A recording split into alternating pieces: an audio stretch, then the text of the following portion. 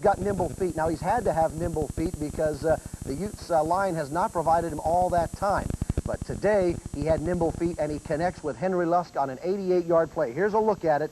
This is first quarter action. McCoy scrambles and finds Lusk, who will go all the way down the sidelines, 88 yards for the score, catching San Diego State's defense out of position.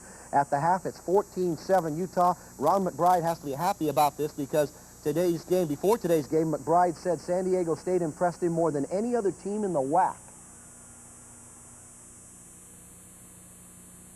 I believe at this point of the year, they look like the most talented team that I've seen on film in the conference as far as their offense and their defense.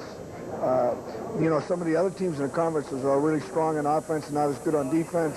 Some are fairly balanced, but this team seems to have the most athletes on both sides of the ball. Well, and he's got to be very pleased right now because the Utes lead San Diego State at the half by a count of 14-7 at Rice Stadium. Big Western Athletic Conference matchup today in Laramie, Wyoming. This is a game between Fresno State and Wyoming. Could go a long way towards deciding who wins the WAC and who gets the Holiday Bowl berth. Let's show you the highlights on this one. A couple of weeks ago, BYU saw Fresno State's running game all that they wanted. Well, so does Wyoming here in the first quarter because this is Rivers. He will go 20 yards off the right side for the score. Fresno State leads Wyoming in the second by a score of 21-10. Now, Utah State and BYU not the only in-state matchup going on in the state of Utah today because just a few moments ago they kicked off at Weber State against Southern Utah University up in Ogden. Of course, the Wildcats are coming off that big upset win over Nevada Reno last week. But Dave Arslanian knows that you had better pay attention whenever two in-state teams collide. Well, you know, both teams are loaded with players that know each other. Utah players, coaches know both sides. And so that adds to the emotion of the game. It's always been a good ball game. Southern Utah has played us very tough every year. And so, you know, you add those things together and it makes for an exciting football game. There have indeed been some barn burners between those two schools in the last couple of years. When we come back, we'll look at first half highlights of BYU Utah State, and we'll take a look at the top 10 in just a moment.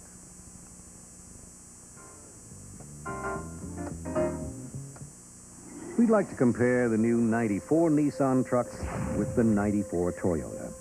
Both give you the great outdoors, but with the Nissan Value Package, you get air conditioning, AM/FM cassette stereo, power mirrors, and the Chrome package for over $1,600 less than the comparably equipped Toyota. So for $1,600 less, you not only get the great outdoors, you also get a great indoors. Nissan, it's time to expect more from a truck.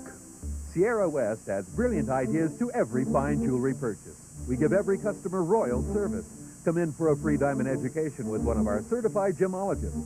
You'll see our huge selection of engagement rings and loose diamonds, or custom design your ring. We also offer Paulo Gucci, Rolex, Krieger, and Seiko watches. Sierra West has a lifetime warranty and also offers an insurance all-risk plan.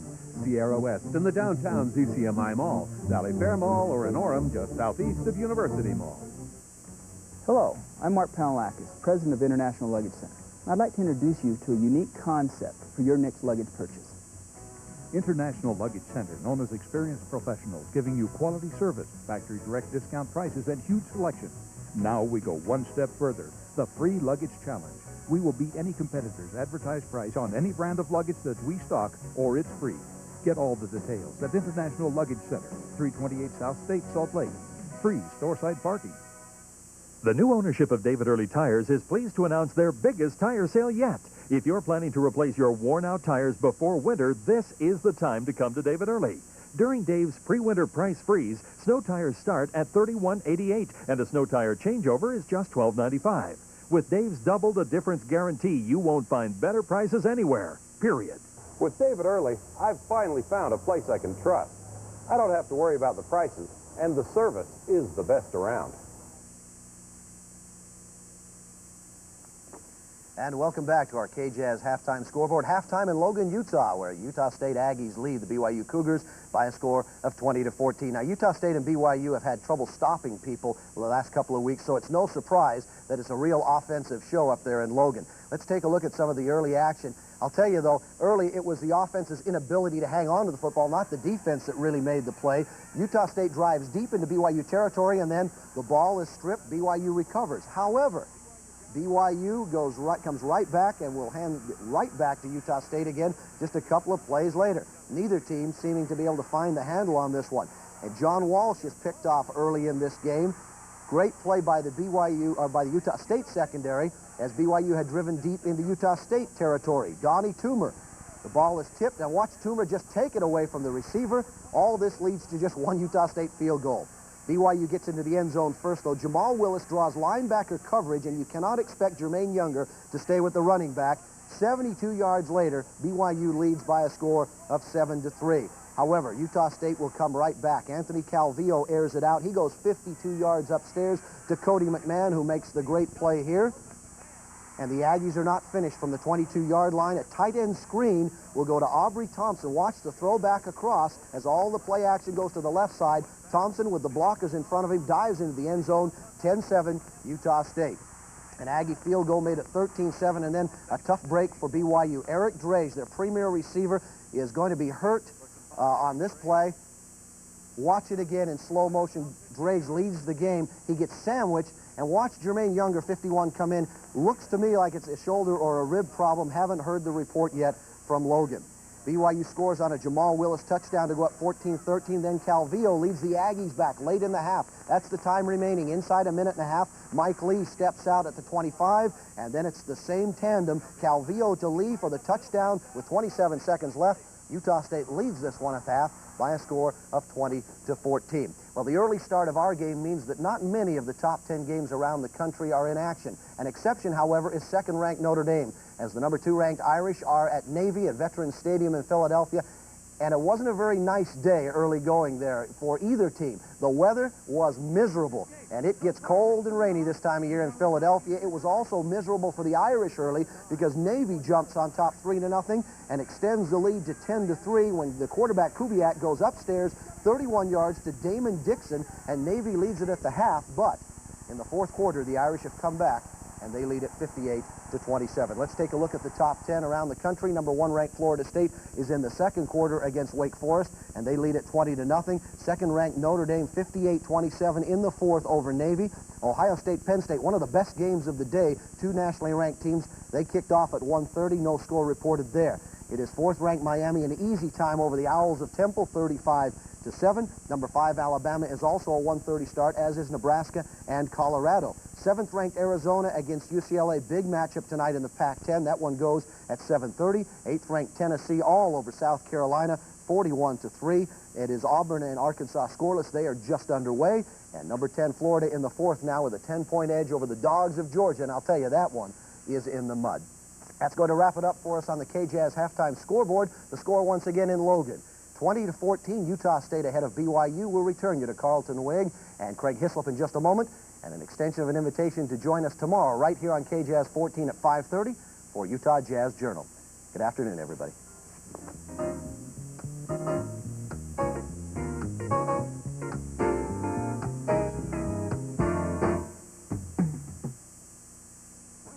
What tire store gives you a quality 50,000-mile Kelly tire at a generic tire price?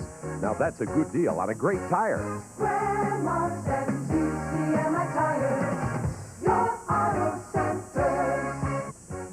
What tire store gives you a preferred customer card complete with its 10 free services, including free flat repair and tire rebalancing? Grandma said, TCMI Tires, your auto centers. One of the reasons I like MovieBuff is that they have plenty of copies of the new releases, so you can see the new movies right after release. MovieBuffs have a huge variety to select from, and they get up to 50 new titles monthly and top hits by the hundreds. Get an unrestricted rental pass and rent one, anyone, and get another one free. The standard 2-day rental includes new releases at MovieBuffs. Open 24 hours a day. Free memberships, and most kids' movies are a 25-cent rental. There's a MovieBuffs near you. I like the sound of all the the shrimp I can eat. Our most popular platter just got better. Sounds good. Throw in some scallops. Knocks me off my feet. To kick it off, we're knocking down the price. Sounds good. We're celebrating the introduction of our new steak and all-you-can-eat shrimp and scallop platter by knocking it down to a special price. So come on down, and remember, kids eat for just 99 cents. That sounds good. Why are people all over Utah smiling? Because of the personal attention and amazing service they've received at Dan Eastman Jeep Eagle Suzuki. And now there's another great reason to buy a new Jeep or Eagle from Dan Eastman. For a limited time, your first car payment won't be due until 1994. So even though you may have to go a little out of your way, I drive 40 miles to Dan Eastman, willingly, happily. We'll go out of our way to put a smile on your face, too, at Dan Eastman Jeep Eagle Suzuki in Bountiful. Back in Logan, Utah State ahead 20-14 over the Brigham Young University Cougars. We've got the halftime stats here as we look at some of the numbers to see what has happened and how it has happened also. One of the first numbers that I noticed when I looked, and there's the halftime stats there, is that Brigham Young University has attempted 13 rushes, and there you see the big goose egg underneath BYU for their yards rushing. 13 attempts, no yards. That's what Lavelle Edwards had mentioned earlier he wanted to capitalize on. Well, they've thrown for 270, but the Aggies haven't been real surprised about that. But the 4 turnovers negate a lot of things. A couple of fumbles that Pratt Lyons has jumped on, and the interceptions by Smith and Toomer really wipe out any advantage. 270 over 194 would show. Now, the turnover should be 4 under BYU and 1 under Utah State, and that's a big difference. First downs favor the Aggies. The Aggie running game is not fantastic, and really most of it has been Anthony Calvillo. He's got 34 of the 66 yards in the first half of play. And also penalties have been killing those drives. 5 penalties for BYU, 55 yards. Right. Negative yardage, turnovers, lost yardage, give the ball over to the other team, and Utah State's been able to capitalize on that. I want to go to a telestrator shot here. We want to show you that the right guard, this is Evan Pilgrim, number 70. He's the right guard, and he'll pull out and lead Willis into the end zone on the touchdown run that gave BYU the 14-13 lead near the end of the first half. This is Pilgrim right here. There's Walsh. He'll turn and give it to Willis. Pilgrim will lead him through the hole into the end zone. Let's watch this play unfold now as Walsh takes the handoff. There's the quick pitch. Willis looking for the block. The guard has cleared the way. He dodges the oncoming Aggie, and he's into the end zone, and the Cougars lead 14-13 at that point, and then a little later on, Utah State would go down and score and take the halftime lead.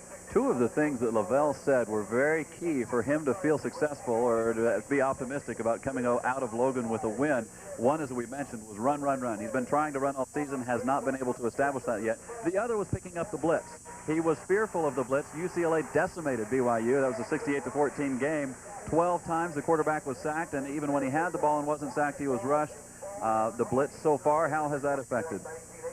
The Aggies have probably not blitzed as much as UCLA did. Dick Bumpus told us, yes, we saw that video. We saw how effective that was, and we're going to mix it up from time to time. But the 270 yards would indicate that maybe they moved the ball through the air. There is no running game for BYU here in the first half. And again, we told you, Dick Bumpus said we've got to slow their run, and we've got to contain, to some degree, Eric Dredge. Well, we've just been given the report Dredge has 3 broken ribs, and he won't play in this game anymore. Obviously, that hurts BYU.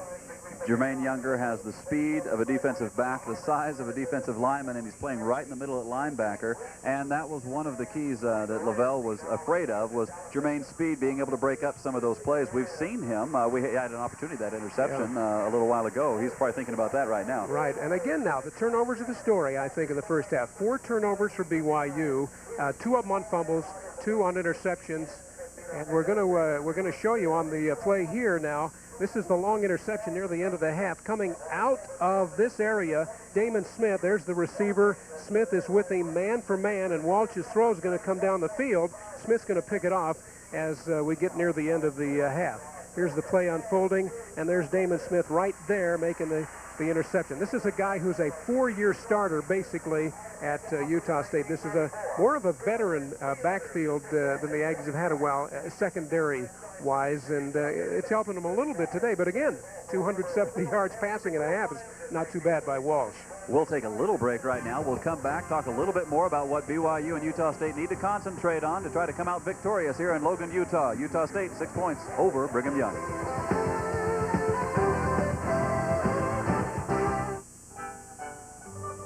Ambassador Pizza. Made with only the freshest ingredients. Wow! For a short time only, you can buy a large 2-item pizza from Ambassador for only $6.99 or 2 for $12.99 delivered. I can't believe it. From scratch daily. And it's even delivered. Ambassador Pizza. The fresh alternative in delivered pizza. Hi, Kim again for Blacker Furniture. Sectionals are still very popular. Some have 2 recliners, a serving table and storage, and a nice sleeper. The larger mission look certainly appeals to many of you. Perhaps a fresher look with the new plaid fabric, available with chair and ottoman. Look what this ottoman can do. Please come visit us at Blacker Furniture between Ogden and Brigham. We're still the home of the soft sale. What should you look for when getting a loan? We live here in Utah Valley, and we believe in reinvesting money in our own community. And in most cases, our loan officers can give you an answer immediately. Hey, that's my bank. What should you look for when getting a loan? In most cases, we can give immediate decisions by our local loan officers. And because deposits are up, we have money to loan right now at Utah's safest bank, Central Bank. It is the 5th attempt at a UN in space. We'll finally have representatives from all 4 of the major alien governments on board. A last hope for universal peace. 4 previous stations destroyed. Now, somewhere on Babylon 5, an unknown evil lurks. Whatever happens now, an evil that could destroy them all. let it be on your own head. The Emmy-winning movie, Babylon 5. Thursday night at 8 on KJazz 14. Back in Logan, Utah, we're nearing the second half kickoff. Before we do so, let's talk a little bit about BYU's fear of the run. They are last in the WAC, both offensively and defensively, regarding the run. They do not rush the ball. They have a rough time stopping the rushing of the ball. Just to put this in perspective, there are 106 teams in NCAA Division I. They rank 102nd in the nation defending the run. Not good numbers for BYU. Well, and Utah State lately has been running the ball well, primarily with Profale Greer, although he hasn't been the factor today. This has not been an overwhelmingly impressive running football game on either side of the line. We're seeing 2 quarterbacks, and again, I hate to wear this analogy out, but that 1980 game with Bob Galliano for Utah State and Jim McMahon throwing the ball for BYU, a 70-46 football game. McMahon went on to lead the nation in passing and total offense, and we're seeing 2 like quarterbacks. I mean, not yet to that level, but Galliano still playing in the NFLs, and so is McMahon, and I think that's the story here, along with the turnovers, 2 good throwing quarterbacks, and not much of a running game in the first half anyway. One of the keys, Charlie Weatherby talked about, you can tell a team's conditioning by how they play in the third quarter. That's when they've had a chance to get all the nerves, the opening game nerves out of the way, and in the third quarter is when they really reveal themselves as to their conditioning. Some interesting numbers here for BYU in the third quarter. They only score 28 points, which is by far their lowest point total of any of the other quarters, and they've allowed 79 points so far this season in the third quarter alone. They have not been able to show that they are conditioned well enough to last through some of these shootout games. A couple of things we might want to be able to show you here before we get to the second half. One of them would be, as the teams are out on the field, the injury to Dredge.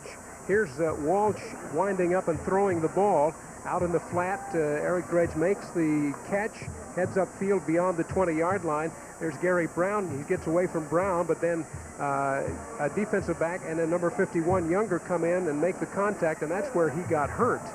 And also, I think in a minute here we'll get a chance to see the controversial non-touchdown catch when Michael Lee was involved in that play in the end zone. Let's look at that as Calvillo drops back. He is looking and looking and throwing to the end zone. Again, if you're in the end zone with control of the ball, it's a touchdown. Here's Lee making the catch, beating the defensive back Christensen, lands with a foot in the end zone. He appears to have control of the ball. That's hard to tell. He's still in bounds, and then he comes down and the thing pops out, and they did not give Utah State credit for a touchdown on that play. They ended up getting the field goal on that drive, I believe. That's right. Now hold on to a 6-point lead. We're just about set. We've got Lavelle Edwards. See him strolling onto the field here, beginning the second half. One of the other points that I think will be important here as we get closer to the fourth quarter is that Utah State's inability to nail the game shut. And that might go into several things. Charlie Weatherby, as enthusiastic as he is, tries to get these players as gunned up for this game as possible, but they have allowed 74 points here in the fourth quarter, and that could prove fatal if they allow another one of these games to slip away here in the late going as they've established some early momentum. Well, it used to be a problem the Aggies had. It showed up a little bit last year and at times this season. Them coming out of the halftime locker room being a little bit flat. This is kind of a defining moment here for this football game with the Aggies leading 20-14. BYU will take the second half kickoff. Saw briefly there Tom Young warming up on the sidelines for BYU. Mike Enora kicks it off. Tyler Anderson back deep in the end zone. He will take it out. 2 yards deep in the end zone. He's got a little gap. And if he stays on his feet, he's a quick one. Gets out to about the 37-yard line. A very impressive return for Tyler Anderson of BYU to open up the second half of play.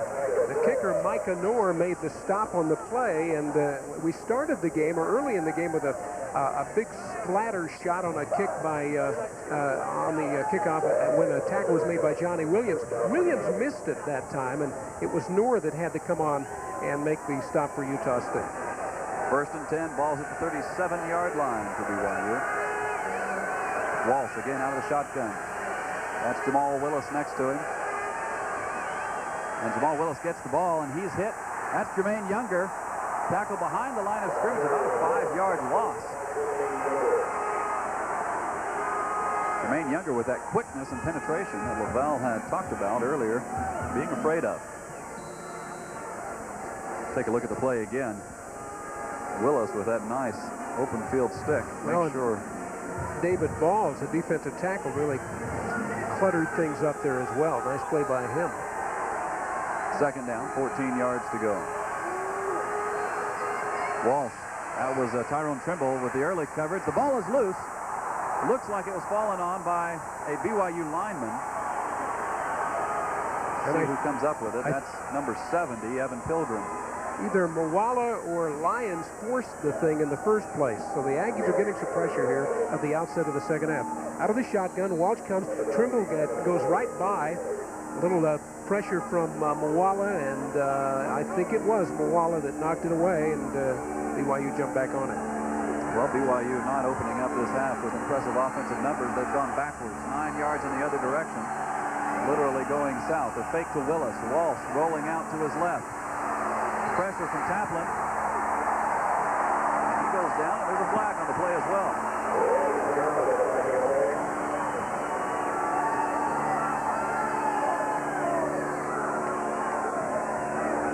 Looks like Walsh is finding a little bit more pressure from the Utah State defense than he found last week against Fresno State. Brings up fourth and very long. We'll see what the flag is. Fourth down. Penalty was declined. Brings on the punting unit. Alan Boardman again in for BYU. James Dye back deep for Utah State. 25 balls on the 21-yard line here. Boardman, you see his punting so far on the day. This will be his second punt. 42-yarder was just under his average last time. Puts it away nicely, not too much hang time. Dye will have a little bit of room to return this one as he does so on the 30-yard line. Shoots a gap, gets to work his way to midfield. One blocker, there's a flag. And at about the 27-yard line, James Dye gets to before he has run out of bounds. There are 3 flags coloring the field, however. They're all about the area where we saw a lethal block. Well, I think it's number 29. Here's Dye who takes off. We're going to try to find Corey Alexander on the play and the clip. We can't see him here. There it is right there. There's Corey Alexander hitting a BYU player from behind, and that is a clip. And that's the flag.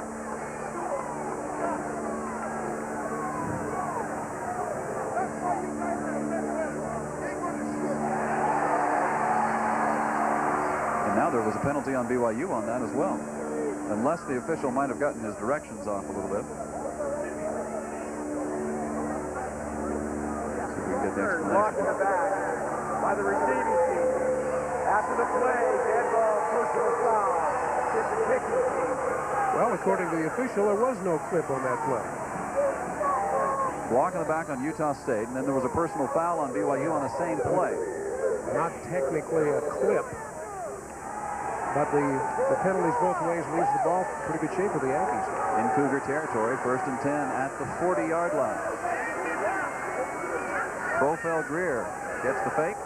Calvillo going deep. He's got a man wide open. Wide open. Cody McMahon. Touchdown, Utah State. They strike quickly. 40-yard touchdown pass. Somebody in the BYU defensive secondary is going to look at these highlights, try to figure out what happened there. There wasn't anybody within about 8 yards of Cody McMahon. I think one of the things that happened was the play fake was so good. Everybody thought Greer had the ball, and that probably bought Calvillo some time. Utah State strikes here. We haven't even gone 2 minutes into this second half. And the kick is up and good, and Utah State jumps out to a 27-14 lead here in the early going of the second half, picking up where they left off.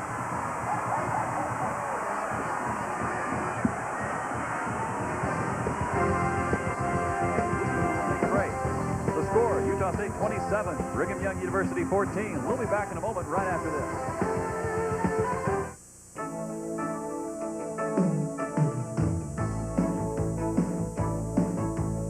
Performance horses demand performance feeds. SunPro Horse Feed will give them the energy they'll need to get that extra performance. So when your horse is being pushed to the limit, give it the best. Give it SunPro Performance Horse Feed. SunPro Feed is available at Intermountain Farmer Stores and select feed dealers. Of course you don't sell more cars or trucks than anyone else without giving great deals. But you know, and at Gene Harvey Chevrolet Geo, we know there's more to it than that. Since 1957, we've been here with award-winning service and the Gene Harvey neighborly way of doing business. Folks around here have always known that if it has our name on it, you have our word on it. Be a first choice for many reasons. Gene Harvey Chevrolet Geo. In American Fork.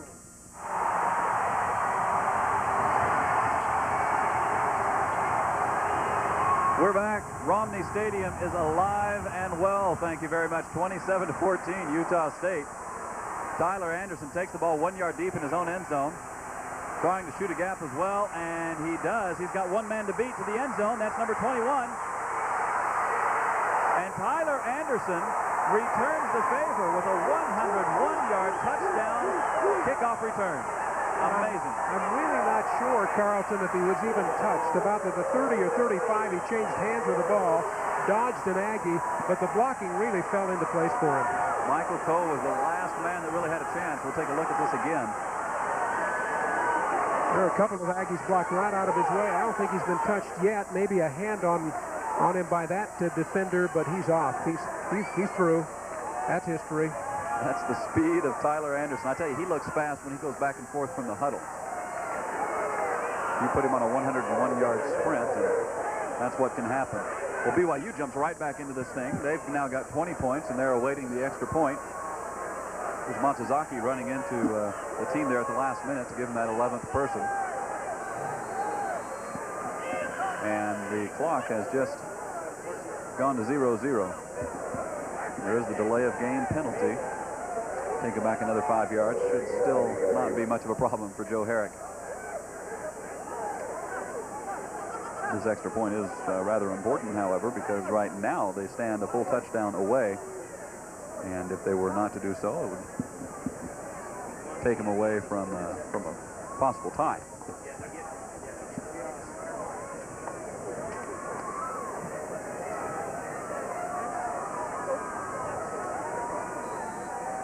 Tyler Anderson's out of Orem, Utah. One of his notables before this return was he caught Ty Detmer's last touchdown pass in the Holiday Bowl back in '91. And there's the kick. And it is good. BYU pulls in 27-21 now. We've got 12 minutes, 50 seconds left in the third quarter. That's just 2 minutes and 10 seconds. Well, we got a chance as the two teams reconnoiter.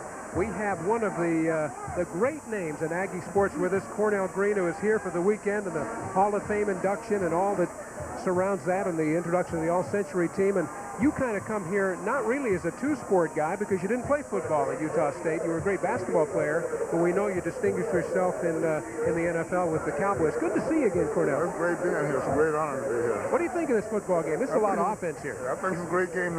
This is the type I like. As you know, I'm a scout for the Denver Broncos now, and I'm also scouting some of the players out here. And so to give you a chance to make a good opinion of it. I assume you're here because you think there's some players here as well, a chance to scout while you're here on a weekend at Utah State. Who do you see you like? Well, you know, it's kind of hard to say. I see a lot of them I like, but I don't know how well I like them until I get down and actually put the report on them. So I'm just here doing an overall scouting job, and I'll probably come back later in the year to see how they're doing. And we see on the screen, as we see Lavelle Edwards, Dallas Cowboys from 62 to 74. And again, somebody asked you the other day, why did you play football after a great basketball career at Utah State? I think the answer was because it was the first thing I tried out for in the pros. Right, that's it. That's the only thing you did do. First one I made, first team that offered me a contract, so that's the one I signed. That was a nice event last night, wasn't it? That was a great event. Super. I really enjoyed it. Got to meet a lot of old people that I hadn't seen in 20 years. So it was just really super. We just had the ball go into the end zone for a touchback here as the teams are changing possession now. The speed of a Tyler Anderson, what did you notice about that kickoff return? No, I didn't get to see much of it. I just saw the last of it, but nobody was going to catch him. The kid's got great speed. I didn't realize he was that fast, but the kid's got great speed. Speed like that in the pros. Have you had a chance to look at Tyler earlier on? No, I haven't. This is the first time seeing anybody on either team. You've got first and 10. Ball's at the 20. Calvillo rolling out, finds Aubrey Thompson. He falls down just past the first down marker, about an 11-yard gain, gets to the 31. Since your years in the NFL as a player, what have you been doing? I know you worked for the Cowboys for a while. I'm a scout now for the Denver Broncos. I've been with the Broncos about the last 8 years now. So I was scouting for the Cowboys, and I just switched over, went to the Broncos. Still maintaining a residence in Texas, though? Yes, still living in Dallas. Didn't you have some of your family come to Utah State at one point? Yes, we have adopted daughter here, was here. She graduated from here also. When you're scouting for the pros, what kinds of things do you look for in a player just overall? Well, overall, just athletic ability. That's about the only thing you can really judge on paper is just athletic ability. You can't judge. A lot of things you can't judge. You just hope they have it. There you saw going for Aubrey Thompson again. He was the go-to man in the first half. Calvillo overthrows him there, brings up a second down play. But you look for teachability with that athletic ability? You assume they all got that there in college. You assume you can teach all of them. It's just overall athletic ability is really the only thing in speed and size. That counts. Oh, that helps, yeah. I think one of the comments the guys coming back to this event this weekend have had, more than anything else, is Boy Logan's changed. It has really changed. As a matter of fact, I couldn't find no student union building, and I spent a lot of time there. Calvillo back, rolling, and finds Cody McMahon there at about the 48-yard line. Stopped by Vic Tarleton. That's first down yardage for Utah State. It's about 16 yards on that pass play to the 47-yard line. Well, again, Cornell's here, and he was inducted into the Utah State Hall of Fame last night with L.J. Sylvester, Annette Cottle, Mary Lou Ram Flippin, Dick Romney, Doc Nelson, Fern Gardner, Kent Ryan, Ralph Vaughn, Wayne Estes, Bear Ward, Merlin Olsen. That's pretty good company. Great company. Saw McMahon's numbers there. He's already got 109 yards receiving. That's on 3 catches, so he's really getting the most out of his catches. Travis Hall providing pressure for Calvillo, and then he's brought down, it looks like Lenny Gomes that finally got him down. Hall came in from the outside and forced Calvillo up the pocket. Well, Cornell, it's good to see you again. Good to welcome you back to Logan, and keep in touch with us, and keep an eye on some of these Aggies and Cougars. Maybe you can get them on the Broncos lineup there. I'll do that. Thanks for having me. Thanks for joining us. Clock is ticking, 11 minutes, 20 seconds left here in the third quarter. We've got second down, 12 yards to go following the two-yard loss that we just saw. James Dye is in the backfield now for the Aggies. The fake to Dye. And then the flare pass right out to Aubrey Thompson. If he can keep his momentum, he'll get the first down, and he does. About 2 yards past, and he gets to the 41-yard line of BYU.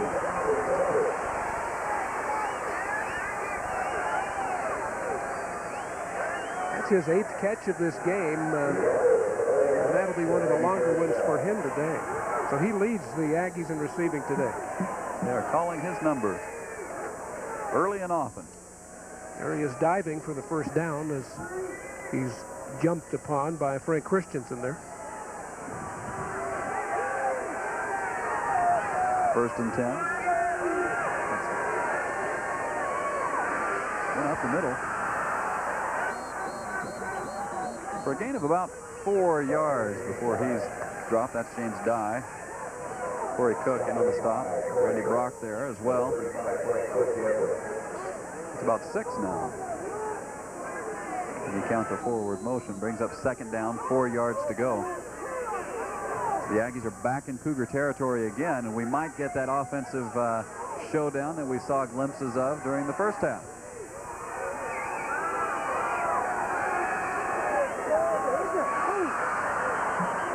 Jackson Mooney with coverage there. That was Xavier Foreman. Just couldn't hang on to the ball. He would have had about a 2-yard gain. He could have tried to break it open for first down yardage.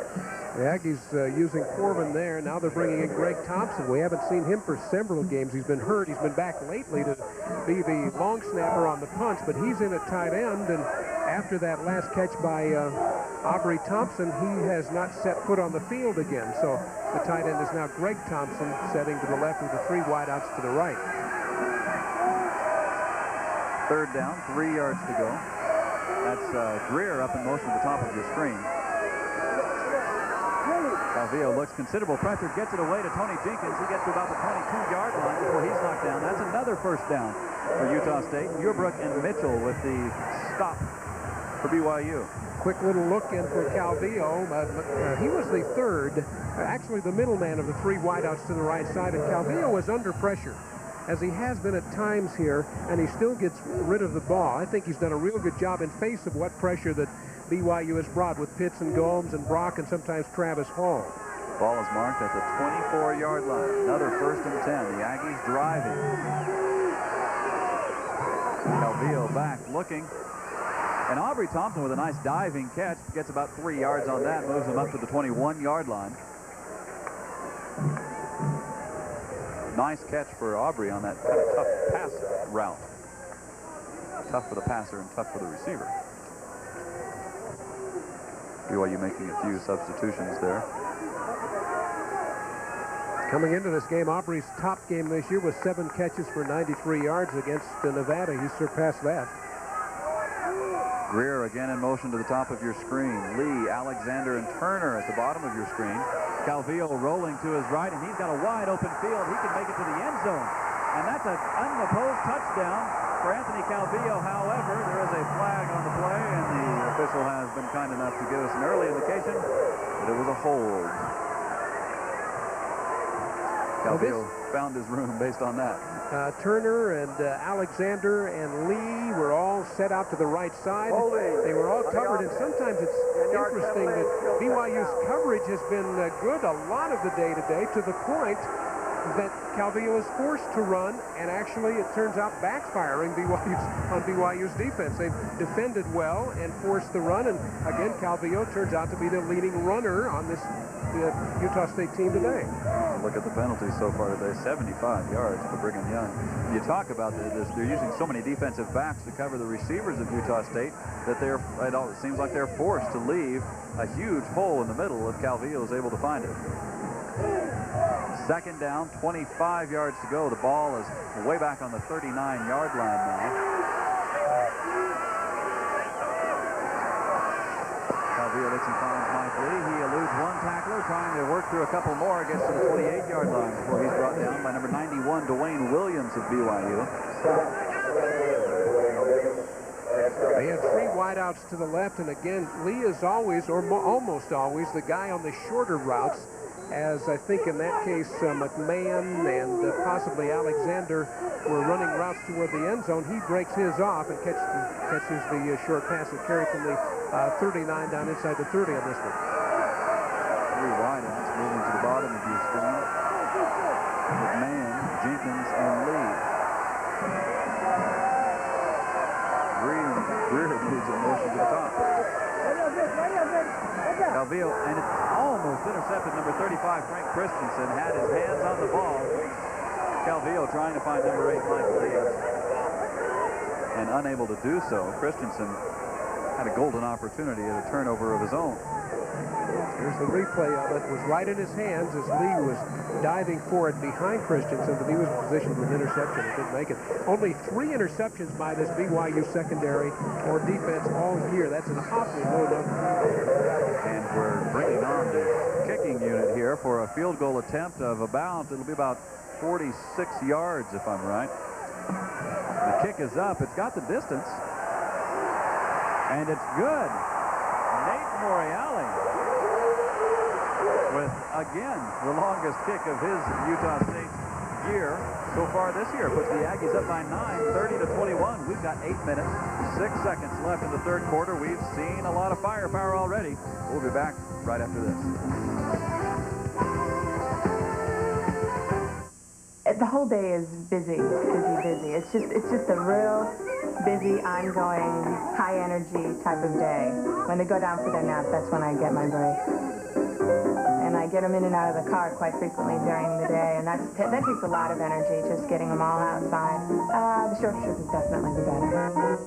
You could use a little help. What do you say? My 2 favorite times in the day are seeing their shining faces in the morning and putting them to bed at night. I think there's something going on here, and it's more than simple assault. A modern-day Robin Hood. We like to rob from the rich. Keep it to ourselves. A murderous drug lord. I'm sticking with this guy. Let's see what turns up. I found our leak. They're 2 men with a death wish, and Lino's caught in the crossfire.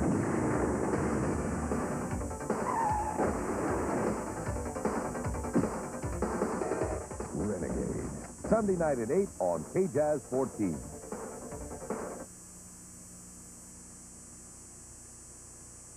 Well, they're ready for that kickoff now.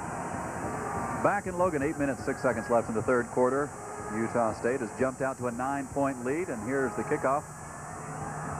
Again, Tyler Anderson. They avoid Tyler this time. They get it to Tim Nowatzki, who takes it 1 yard deep in the end zone. And he's tripped up by number 21, Michael Coe. Gets to about the 17-yard line. Tyler Anderson had come over to block for Nowatzki. Coe just got rid of Anderson and went right to Nowatzki and made a nice kickoff breaking play to limit the yardage that time. Of course, they were awfully cognizant of what happened the time before, because basically BYU's second half offense, and this is the third possession now, has been 1 kickoff return. There's a look at the scoring drive there, capped off by Moriali's season-high 47-yard field goal. First and 10, that's Walsh. Chad Dole's next to him. Walsh looks and fires incomplete to Tim Nowatzki, and he took a hit. Took a hit from Michael Coe. Jermaine Younger there as well. That's the kind of thing you remember when you get back to the huddle. Well, the Ag defensive lineman on the rush got up slowly. There's Walsh firing, Nowatzki dropping, and Coe delivering a blow. Second down 10. Bryce Doman coming into the game for BYU. Utah State defense has penetrated when they need to.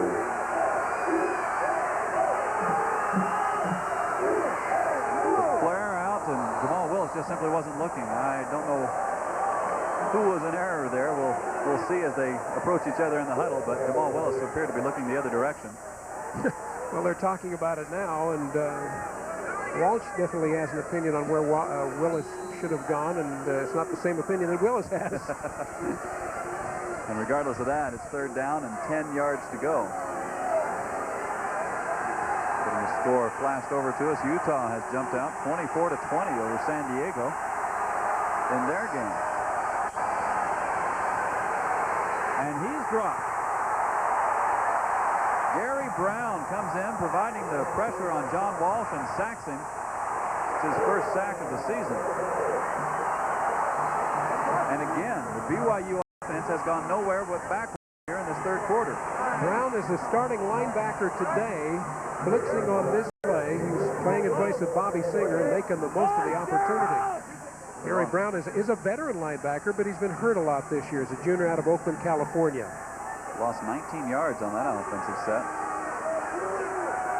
Alan Boardman standing in his own end zone there to punt the ball. James Dye back deep for Utah State to receive it. Whistles were blowing before the ball was snapped. And I see double zeros over here on the play clock. It'll be another penalty against BYU. Now Boardman is backing up to his line of demarcation there. He's standing in front of that orange post. After that sack, BYU, the sack yardage goes on the rushing totals. BYU's rushing total is -19 in this game. Well, James Dye is standing on his own 46-yard line. Boardman is standing against the white line of the end zone. A lot of pressure on the deep snapper on a play like this. The Aggies are bringing just about everybody, but they don't get there. Ball takes a Cougar bounce, and Dye picks it up at the 50-yard line, looking for some room, and he's got negative yardage, and if he's not careful now, he's got some openings around the left side of the field. He gets over to the 35-yard line before he's knocked out of bounds. Very courageous. Well, Ephraim Haymore made the key block on that one right in the middle of the field that sprung Dye down the sideline, and now a flag is thrown in front of the BYU bench well after the play. One of the players that is not dressed out was on the field. It's probably, well, I shouldn't say what I was going to think. I had a thought. But there goes Dye on the way. I don't know if we saw the block by Haymore, but it was a key one. And there you see the punter was the one who had to knock him out of bounds. Let's see if we can catch this penalty. Dead ball, unsportsmanlike conduct on the bench. 15 yards, first down. Again, penalties, turnovers. And one of the coaching staff members here on the sidelines, that's Pete Whitbeck, the associate athletic director, is pleading for mercy, trying to get in between whoever the offending party was.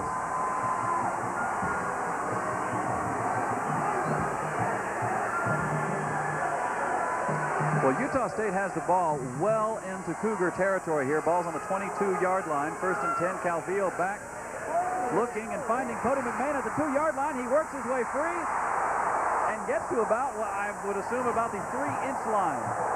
On the play now, Mitchell, number 30, and Cook, number 17, collide simultaneously at the point of the catch with McMahon, and he almost got in the end zone because they knocked each other out of the play. Here's Calvillo looking all the way for McMahon. There's the catch. There's Mitchell. There's Cook. And they knock each other down. McMahon heads for the end zone and finally brought down by Jack DeMooning. Utah State is knocking on the door. They're inside the 1-yard line. McMahon now with 129 yards receiving. Calvillo keeps it. And it's a touchdown. Utah State is taking control of this game. They are now up 36-21.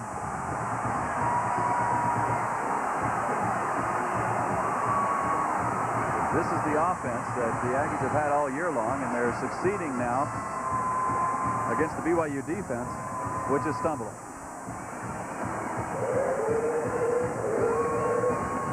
(36-21). We've got 6 minutes and 16 seconds left here in the third quarter. And the Aggies are now on the field to attempt the extra point. And it's good. Takes the score to 37 as Utah State now has a 16-point lead here in Logan, Utah. The fans are loving every minute of it. 37-21. Back in a moment right after this. The Utah Computer and Business Show. New exhibits, new ideas. Thousands of office automation products on display, many with live demonstrations. November 2nd and 3rd at the Salt Palace. The Master Jeweler offers Utah's largest selection of diamonds and fine jewelry. Treat someone special with uniquely designed, beautifully handcrafted jewelry from the Master Jeweler, where quality is affordable. The Master Jeweler in Crossroads Plaza and now in Union Park Center. For the best selection and best deal on a new 94 Taurus, Come into the Super Ford store, Utah's #1 Ford dealer, and choose from the largest inventory in the Intermountain West. Right now, you can drive America's #1 selling car for only $259 a month. Lease a new 94 Taurus for 24 months. When your lease is up, you have the option to buy or turn it in. Take advantage of today's low lease rates at the Super Ford store and drive home a new 94 Ford Taurus, over 40 in stock to choose from. The Super Ford store, 7th South and West Temple. You'll like the way we do business.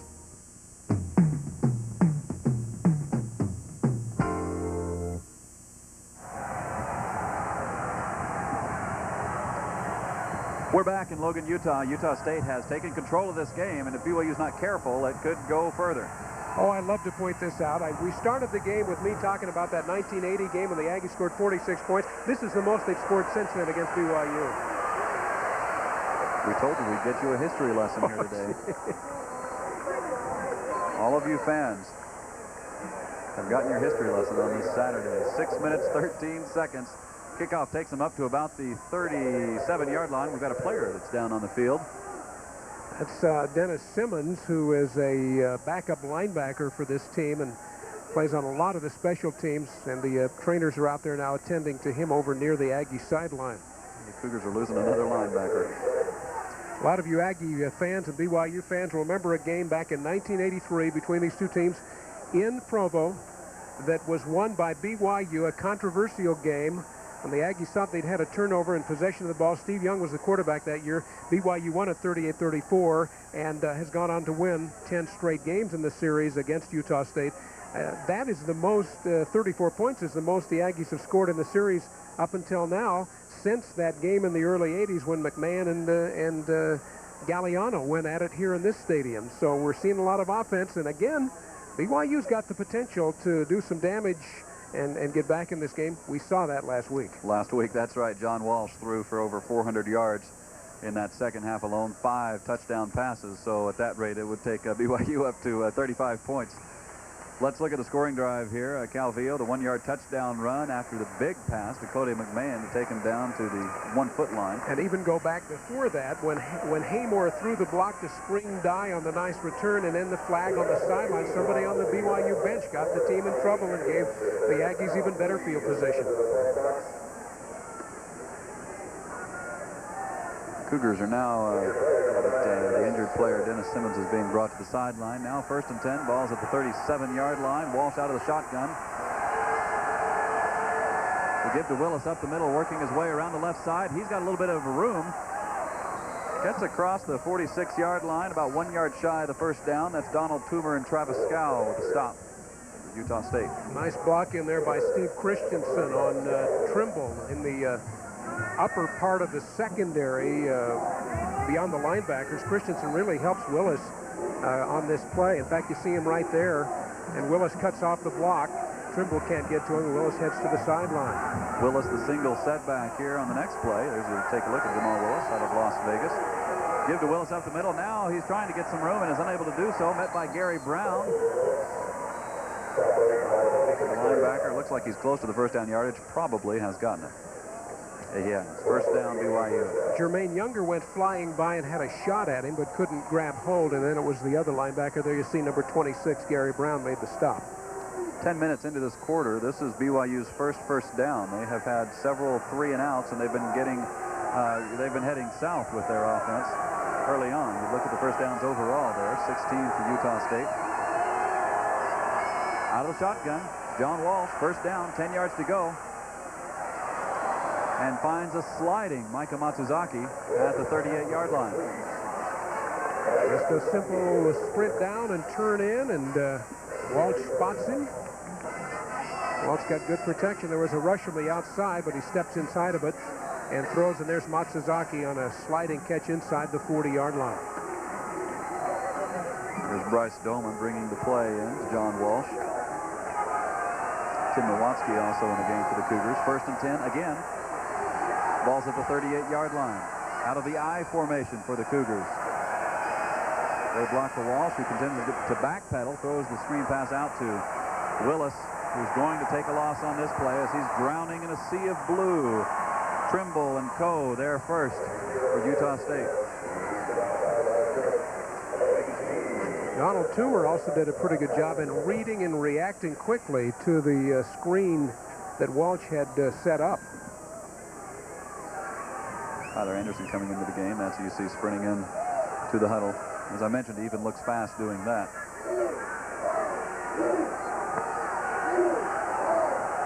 Matsuzaki at the top of your screen.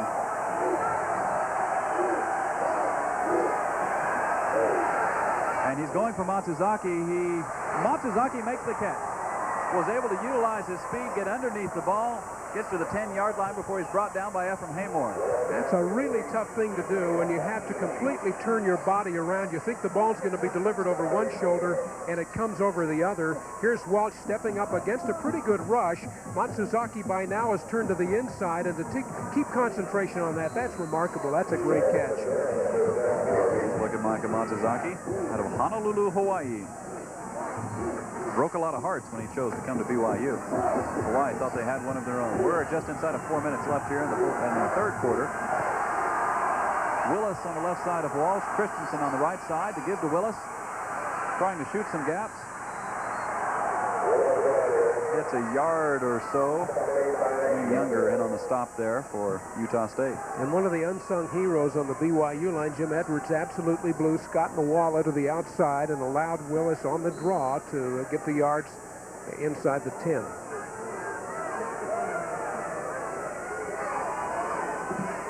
Second down, 9 yards to go. Cougars deep in Aggie territory. You see that strange alignment there. Walsh throwing for Matsuzaki, overthrows him. There was some contact there at about the 1-yard line. Matsuzaki claiming that number 22, Donald Toomer, was interfering with him. The official says no. And the official is always right.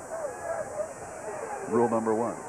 If the rule number 2 is if the official's ever wrong, refer to rule number 1. That's right. Third down, 9 yards to go. That's the way it works. The Cougar bench found that out a little while ago.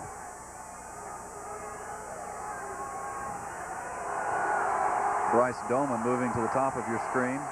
Tim Nowatzki down at the bottom corner. Walsh back looking up the middle. Finds Nowatzki if he held on to the ball. He did. He's getting up a little. That's actually Bryce Doman. I'm sorry. Bryce Doman with that reception there. He did hang on to the ball. Doman starts out as a wide receiver to the right. He's in some traffic, as you can see, but he comes across the middle. Keeps the concentration as Damon Smith is chasing. Smith finally makes the tackle, but Doman makes a great fingertip catch inside the 3. Fourth down, 3 yards to go. The Cougars are going for it. Jamal Willis, the single setback for the Cougars, and we've got a stoppage in play as BYU calls a timeout. 4th and 3, a very critical play for the Cougars. They want to make sure they know everything they can. As Walsh now trots over to the sidelines. Get some last-minute instructions from the coaching staff, and we will take a break. We've got 2 minutes, 30 seconds left here in the third quarter. Utah State still ahead by 16, 37-21. Back in a moment.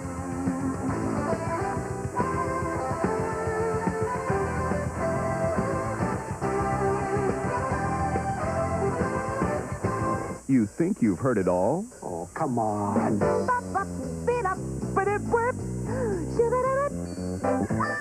Funny what you hear? Huh? On the People's Court.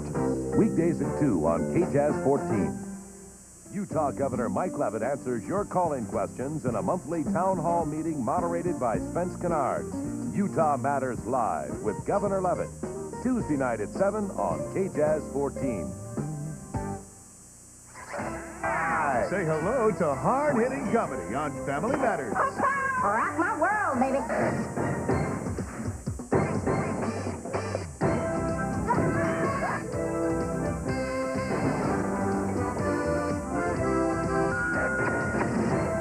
Watch Family Matters.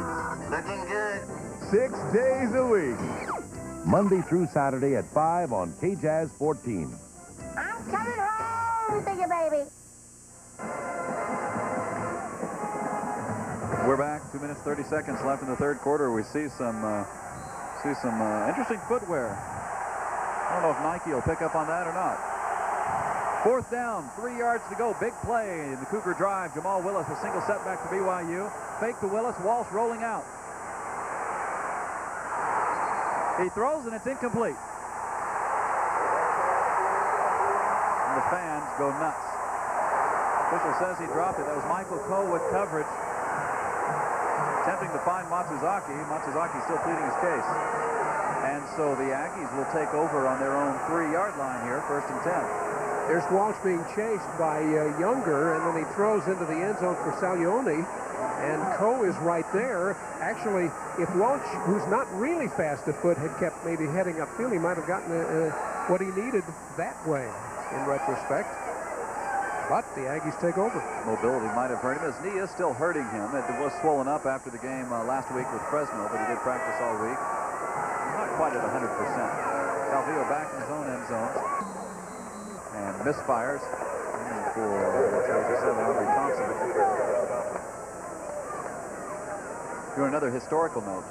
If there is a safety in this game, this will be the first time ever in this entire series that dates all the way back to 1922 that a safety has been scored here in Logan in this series between BYU. Thank you, Orville Paller, for that. There's the guy that researches everything about these in-state series between all the schools and does it. He has a book out that is fascinating to read. More history for you this fine football afternoon. Calvillo rolling out, finds maybe a yard or so, chased out of bounds. Brings up 3rd down. That was all Calvillo could do, just to get out of the end zone and get back to the line of scrimmage. 3rd largest crowd, Carlton, in the history of the stadium. 26,328. And they're getting their money's worth today. Every one of them has been for BYU, Utah State. Just look at the crowd there. Happy people on a beautiful day here in Logan, Utah. 3rd down, 9 yards to go. Calvillo back. Flushed out of the pocket. Doesn't have much room. He just lets it go, and he's got Tony Jenkins open. Oh, he was hit. And the crowd wants pass interference. That was Vic Tarleton with coverage. Well, the Utah State bench has absolutely erupted. They thought it was clearly pass interference on Tarleton, and Charlie Weatherby's 5 yards out on the field. Here's Calvillo in big trouble. We almost had the safety Orville Paller's looking for. Calvillo throws it way downfield. It's like a Hail Mary from your own end zone. I don't know if we're going to be able to see any of the action at the end of it. There's Tarleton with Jenkins. Boy, that's close. You can see why the Aggie bench was upset. They, however, did avoid the penalty that was called on the Cougar bench. Now, this brings up an interesting situation punting-wise. That's Micah Knorr. Now, he is back where Alan Boardman was a little while ago with his foot against the white line.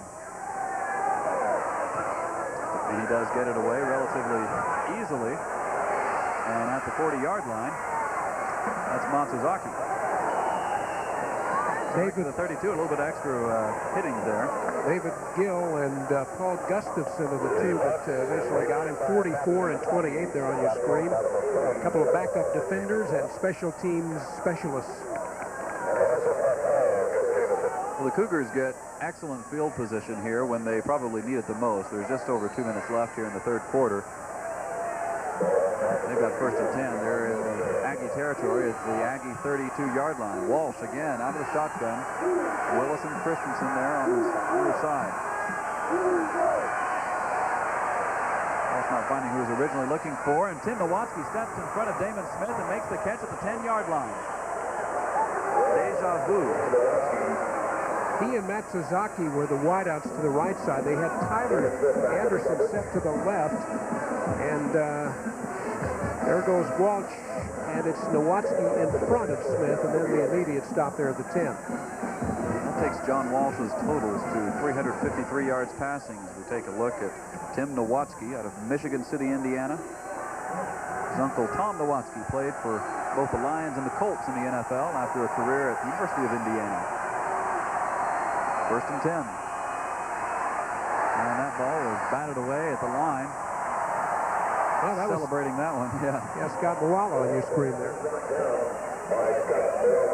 The challenge for Moala and Danielle Taplin, who are not huge defensive ends, was, Are they quick enough to negate the size of Mike Empey, the tackle 300-pounder, and Eli Herring on the other side, 335? And it's been a good battle today between the Aggie defensive line and BYU's big offensive front. Moala has put on 60 pounds since he entered Utah State to try to make up for that size differential. Second down, 10 yards to go. Again, Walsh out of the shotgun. Flushed out of the pocket and throws at the last minute. And there was a punishing blow delivered by, looks like 96 was a Taplin and Michael Coe. Yeah. Now that throw was a bullet from short range. Now that's a tough one for Tyler Anderson to hold on to. He was in traffic. It was delivered right there, but you got to have a little bit of time to react. And the way Walsh throws it, Tyler didn't have much time. And maybe that was the mobility of Walsh that kind of forced that play to develop the way that it did. Third down. Ball still at the 10 after 2 incomplete passes. Walsh looks and finds Nowatzki, and he goes in unopposed. Touchdown, BYU. Found the seam right up the middle and shot through it. BYU moves out now with 27 points on the board.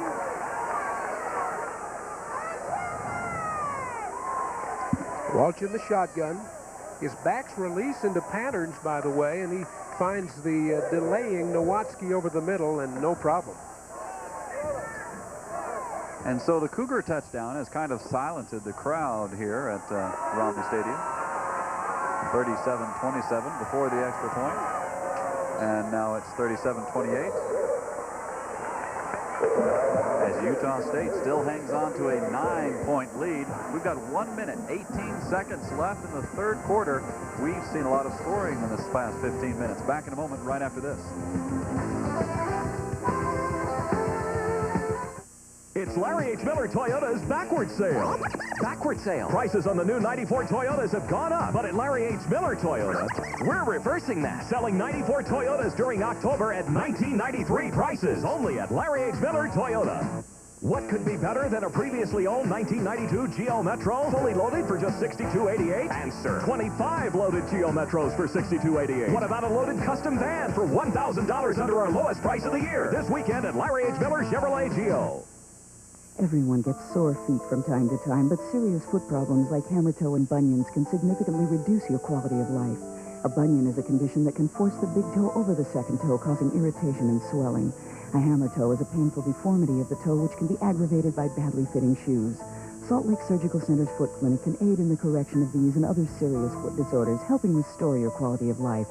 For information and free consultation at any of our clinics, call the Salt Lake Surgical Center, 261-3141.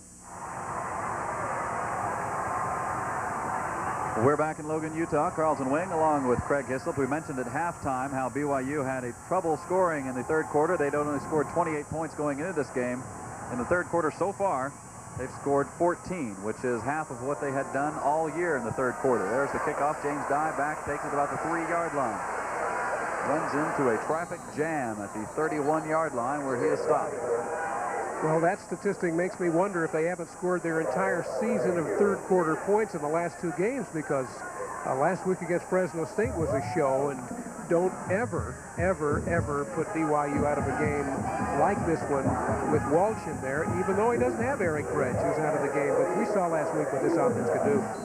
We're in for a heck of a game the rest of the way. That's true. Fasten your seatbelts, folks. There's a look at the latest scoring drive. 32 yards, 4 plays. Capped off by the touchdown. There's Calvillo going deep, and he's got McMahon separating himself from the coverage. Dives and is unable to come down with the ball. Just as the ball went up in the air, he just distanced himself from Patrick Mitchell. Then that's tough to do. Look at the play here again as it unfolds.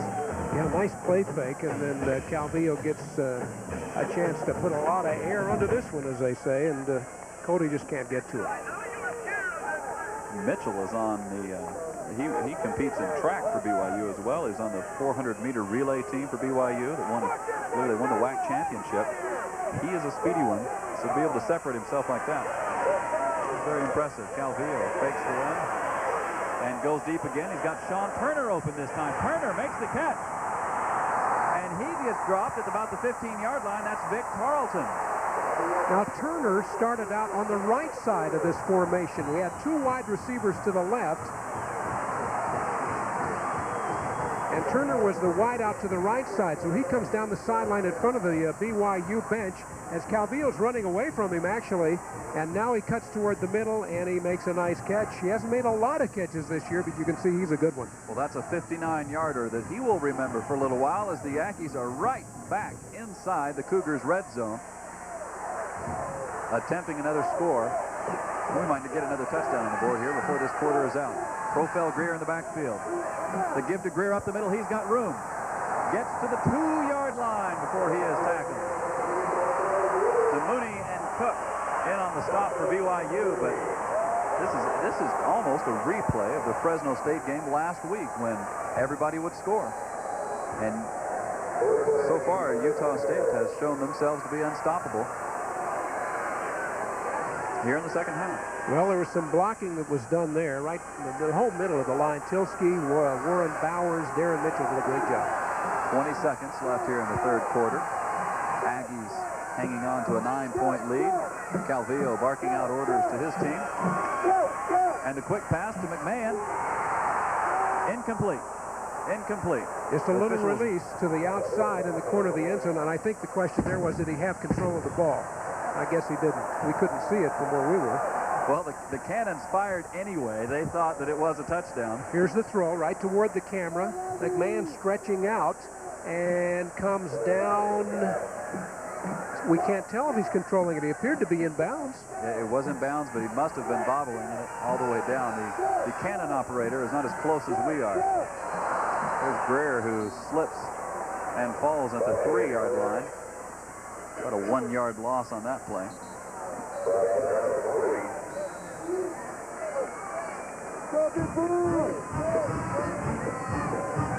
Looks like that's the end of the quarter.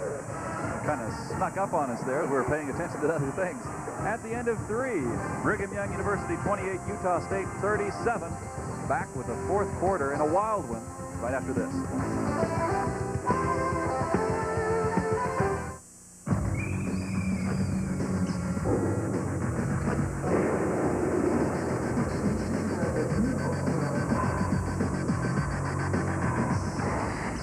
Pardon the intrusion. Ice draft from Budweiser. It's ice brewed, chilled below freezing until ice crystals form, then cold filtered. Rich, smooth, remarkably easy to drink. Ice draft. Hello, Mr. Forbefore. Yeah, can I speak to Mr. Forbefore, please? Well, sir, Mr. Forbefore is a place, not a person. Yeah, what does he do then? Mr. Forbefore carries quality truck and auto accessories like contoured bug shields from $29.95, Casey driving fog lights from $26.95, and Easy custom fit running boards. Yeah, those are great prices, but I could speak to Mr. Forbefore now, please. Sir, again, Mr. Forbefore is not a person. Mr. Forbefore is Utah's #1 source for quality truck and auto accessories. Fine, be that way. Then let me speak to Mrs. Forbefore.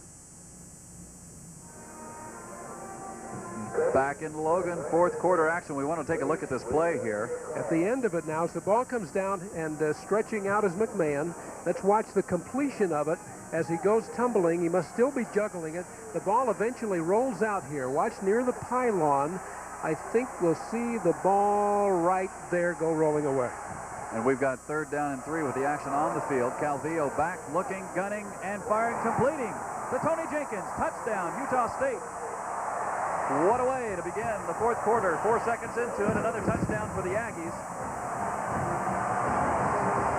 as they put their 23rd point on the board here in the second half. 43-28. They now lead it. Boy, he just rifled this to Jenkins in the end zone. Really, I guess accredited with a 3-yard pass. See Moriali there on the field.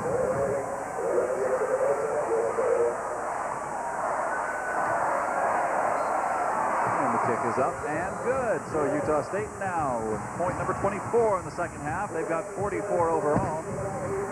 BYU has 28 here. And we've just begun the fourth quarter. Folks, we'll be back right after this.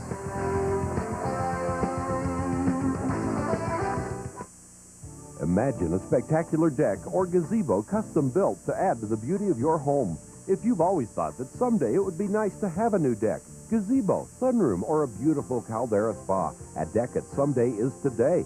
Deckett, Utah's largest and best deck builder, reminds you that fall is a great time to have a deck built. They use deck savers, which work to double the life of your deck. Build your deck now and take advantage of current wood prices, which are sure to go up next year. Call Deckett today for a free appraisal. October's almost over, but you can still save up to $3,000 on selected models during the final days of the Subaru Rocktober Savings Celebration. Savings of up to $3,000 on selected models means you can enjoy the superior handling, reliability, and safety of a brand new all-wheel drive Subaru Legacy sedan for less than a two-wheel drive Honda Accord. So rock on in to Subaru Rocktober Savings now and save up to $3,000 on selected new all-wheel drive Subaru models. Subaru, what to drive? Back in Logan, 14 minutes, 56 seconds left in one of the more exciting games in recent memory here in Logan, Utah. There's the kick. Tim Nowatzki moving up to field the catch. He gets to the 25. And on over to the 32-yard line before he's brought down. The original trip up there by number 28 for the Aggies, Paul Gustafson. Right now, after that drive for the Aggies to score to make it 44-28, and of course the big play was the big pass to Sean Turner of nearly 60 yards. Calvillo is out tossing Walsh to the tune of 370 to 363. Got some scores also happening here. Utah is ahead of San Diego State. That's been a seesaw battle. They've got a 4-point lead in Salt Lake City. Walsh fires and complete to Micah Matsuzaki at the 40-yard line, a 7-yard gain. Travis Scow with a stop for Utah State. Matsuzaki was the motion man. You saw him coming back toward the slot man and then head up and over the middle. There he is there now, running past his slot guy on sort of a slant. Scow's with him. There's the toss and the quick tackle by Travis Scow. Second down, 3 yards to go. Again, Walsh out of the shotgun. Aggies showing blitz. And the holes weren't plugged, and Jamal Willis has some open real estate. It's a foot race, and he's drugged down at about the 16-yard line. Well, you're right. The Aggies were showing it, and boy, what a play call for a blitzing situation. In other words, when the Aggies are blitzing, they've got people coming upfield, and Willis quickly headed the other way before any reaction, and a nice run. One of the things Lavelle said was that UCLA did blitz very effectively. And Fresno State was not able to do so as effectively. They tried a few times. They were burned by John Walsh in his quick release. And so they didn't try it very much more for the rest of the game. First down, 10 yards to go. Ball's on the 16-yard line of Utah State.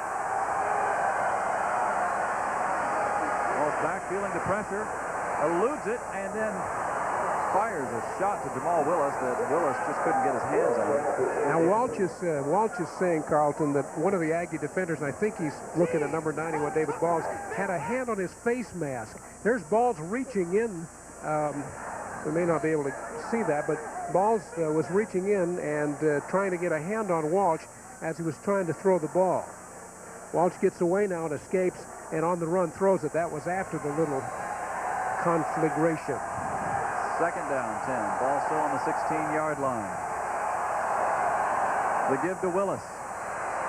Motors ahead to the 10-yard line. 64 yards rushing on the day for Jamal Willis. Pratt Lyons with a stop for Utah State. Clock is ticking at 13:36 left in the game. Cougars are down by 16 points. Look at another score here. This is a big whack battle. Fresno State going to Laramie and coming away so far. Fourth quarter score with an 11-point lead. Tough to do in Laramie as well. The Aggies blitz again, and Jamal Willis has open running room again.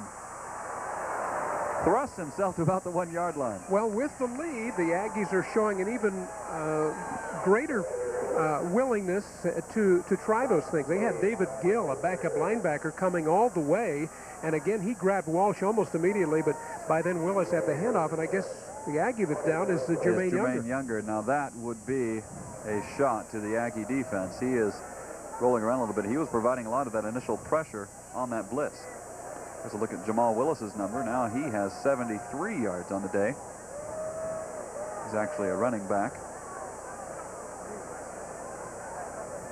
Well, right now the Aggies with Younger down are looking at the loss of a guy that means as much to their defense as Todd Herget and Hall. And you can see what that's done to BYU today. Younger's the returning Big West Defensive Player of the Year. He pops up, has the appearance that he will be back in the game. Leads the team in tackles coming into this game. He had 81 tackles, came off an excellent game last week. 11 tackles, let's see, there's an interception, 2 fumble recoveries, a sack. He really manhandled UNLV. Now we've got first down, 2 yards to go. First and goal at the 2 for BYU. To give to Willis, and looks like he maybe got half a yard. He went into that hole as tentatively as he has run today. I guess he could see immediately that the blocking had broken down. Aggies going with at least one extra defensive lineman with Sean Griswold, number 93. The Aggie defensive front just crashed in there, and Willis didn't look very confident at all as he took that handoff. Take a look at how both teams have been able to move the ball. 454 yards so far for Utah State. That was amazing. Passing totals are identical at 370 for both teams. And there's Willis. Just kind of tiptoes behind the blockers. Touchdown, BYU.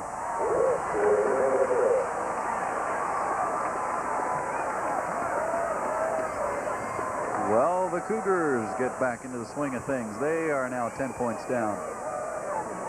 We've got just over 12 minutes as you see Willis waltzing his way through there. Jamal Willis there, 75 yards. You see the WR, we'll say that stands for Western Runner. Not wide receiver, he's a running back. And there's Joe Herrick in for the extra point. Try to bring the Cougars to within 9 points, and he does so. Well, we'll see who gets to hold the ball last, and maybe we'll see who scores the last touchdown. We'll take a break now. 12 minutes, 16 seconds left in the game. It's a wild one. 35 points BYU, 44 for Utah State. Back in a moment.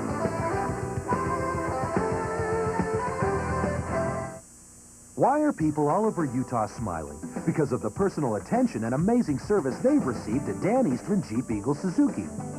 And now there's another great reason to buy a new Jeep or Eagle from Dan Eastman. For a limited time, your first car payment won't be due until 1994. So even though you may have to go a little out of your way, I drive 40 miles to Dan Eastman, willingly, happily. We'll go out of our way to put a smile on your face, too, at Dan Eastman Jeep Eagle Suzuki in Bountiful. At Cypress Credit Union, we believe you should have fun. To me, this is fun. To them, I'm worth a loan. And we believe in helping you get ahead. They pre-approved my loan before I started shopping. With a quick response, usually within a day.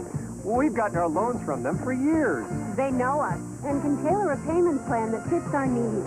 Cypress Credit Union. We'll show you a better way. Back in Logan, 44-35. Carlton Wing here along with Craig Hislop bringing you the action here on KJAZ 14. It's been an exciting game in Logan. We're entering what we call the confidence factor. See if Utah State has the ability to nail this shut. They haven't been able to do so in some of the early games this year. And they're being put to the test now with the potent BYU offense. That's Tony Jenkins taking the kickoff, trying to find a gap. Finds one that gets him to about the 24-yard line. Just looking back on that last drive now, Willis is up to about 75 or so yards. That's a rough estimate in the rushing totals today. He got 61 of them on that drive. Well, there's the running game that Coach Edwards has been waiting for. Showed himself. There's a look at Calvillo's numbers. 370 yards already and 4 touchdown passes. And we got plenty of action left here. And then you see what he's been able to do on the ground. Calvillo back again, looking in the air. Finds Cody McMahon. Stopped by Patrick Mitchell, but gets to the 37-yard line. First down. It's the 38-yard line. Completion 14 yards. Yeah, here's Calvillo on the toss to the sideline, and Mitchell's right there, but McMahon holds on. And a nice display of concentration. Last week, I thought a lot of the time the BYU secondary looked quite confused their coverages have been solid here for most of the afternoon. Has to give out to James Dye. He's got some room around the left side. First down yardage and more. He gets to the 45-yard line of BYU in the Cougar territory again before he's knocked out of bounds by Shea Muirwood. The guy who had a shot at him was Jack DeMooney, but he just ran right by Jack. He was almost in the grasp, and the BYU defender couldn't finish the play. First and 10, balls at the 44. And San Diego has now pulled ahead of Utah. This seesaw battle is amazing. 34-31. James Dye up the middle, wrapped around by number 41, Brian Hughes. It's about 4 yards on the carry. 11 minutes, 30 seconds, and counting left in this game. Second down, 6 yards to go. Now, something to keep an eye on. Calvillo's nearing his career high in passing yardage. He's probably hovering around the 395 mark, and that would be his second best outing. The fake to Dye, got some room, throws off balance, and overshoots the intended receiver, number 8, Mike Lee. As the game drags along, and on that play you saw the play action fake, and then Calvillo throwing. He's doing a lot of that where he keeps it on the play action fake, and BYU is not even regarding the fake. They're going right for Calvillo. And I'm sure Jim Zorn's got that in the back of his mind too, that maybe one of these times these backs will take off with a handoff like Dye did a little while ago. Third down, 6 yards to go. Calvillo has 4 wide receivers you see at the top of your screen. Lee, Alexander, and then that's Dye in motion to the bottom of your screen. Calvillo gunning and throws just behind Kevin Alexander. That was number 4. Well, Alexander was in position for a nice game, but Anthony, who's thrown well today, did not throw his best ball on this one. He threw behind his receiver. Even gave a better chance to the DB there to get it, or at least as good a chance as Alexander. Mitchell was in coverage. Fourth down. You see before you now, that's Nate Moriali in to punt this one. They're going to gun for the sidelines and do what they call the coffin corner punt. And maybe not. Right up the middle it goes, and Aggies fall on it about the 4-yard line. Credit David Gill in coverage. He's the guy that touched the ball and downed it there, so that puts the Cougars in a bit of a hole now as we're coming up on the final 10 minutes of this game, a 9-point football game. And by the way, reflecting back to that 1980 game, the 70-46 game, that's the most points ever scored by Utah State against Lavelle Edwards teams. But Aggies are 2 points away from that right now. Away here. Here's an update. Same score in the fourth quarter, 28-17, Fresno State over Wyoming. The ball was ended up being downed on the 7-yard line. Walsh fakes to Willis, throws to Christensen. Christensen can't hang on. Christensen was just to the left of Walsh in the backfield as the play started. He was one of the 2 running backs, he and Willis back there, and he just cleared out to the flat. He couldn't complete the pass. This will be the test that the Aggie defense has been needing to prove themselves on. We can go back to 3rd and 10 against Baylor and see when they were unable to stop them on that play, and that ended up costing them the game. Similar situations against Nevada. Second down, 10 yards to go. Walsh back in his own end zone. Fires from his feet behind the intended receiver, Tim Nowatzki. Pretty substantial rush coming right up the middle from number 92, Pratt Lyons, a big freshman defensive tackle for Utah State. Well, it seemed like Walsh was able to get full amount of meat on the ball there. He was on his back foot. He tried to throw that. Tyler Anderson now entering your screen with a play. 3rd and 10. Ball still at the 7-yard line. Utah State 44, BYU 35. 10.5 minutes left in the game. Walsh fires deep. He's got Tyler Anderson, and Anderson's open, and he will go in way unopposed. This will be a 93-yard touchdown run as Anderson does a little high stepping. And back at midfield at about the 45 or 47-yard line, Donald Toomer, the guy in coverage, has not yet gotten up. He was beaten on the play, grabbed his ankle immediately, and is still on the field. Let's see if we can see it. There it is on the sprint. Toomer's behind now. Well, they're even now. Toomer falls behind as he goes for the ball, misses it, and Anderson's home free again. This guy's involved in a couple of big plays in this game today. Tyler Anderson looking like a rocket here as he crosses into the end zone. All he needs is a little miniskirt. 10 minutes, 25 seconds left, and BYU is back in this one really close now, 44-41, and we still have to wait for the extra point, and we still have an injured Donald Toomer.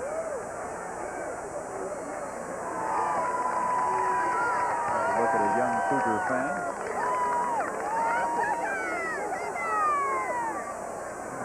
Looks a little cold, but happy.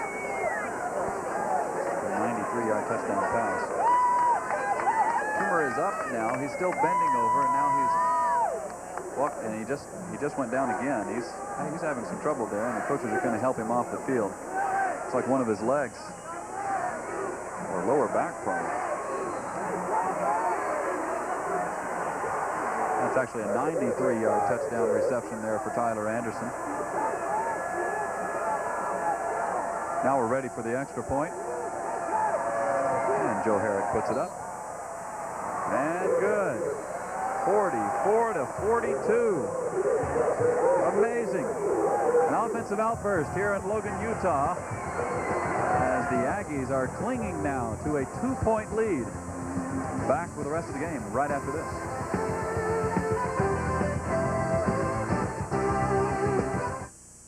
Of course you don't sell more cars or trucks than anyone else without giving great deals. But you know, and at Gene Harvey Chevrolet Geo, we know there's more to it than that. Since 1957, we've been here with award-winning service and the Gene Harvey neighborly way of doing business. Folks around here have always known that if it has our name on it, you have our word on it. Be your first choice for many reasons. Gene Harvey Chevrolet Geo. In American Fork. Hi, Kim again for Blacker Furniture. Sectionals are still very popular. Some have 2 recliners, a serving table and storage, and a nice sleeper. The larger mission look certainly appeals to many of you.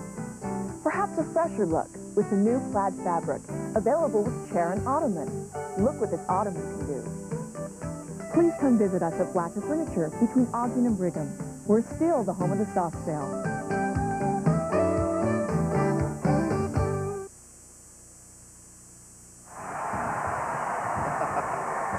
Back in Logan, Utah. Got a barn burner here. The Aggies holding on to a 2-point lead, 44-42.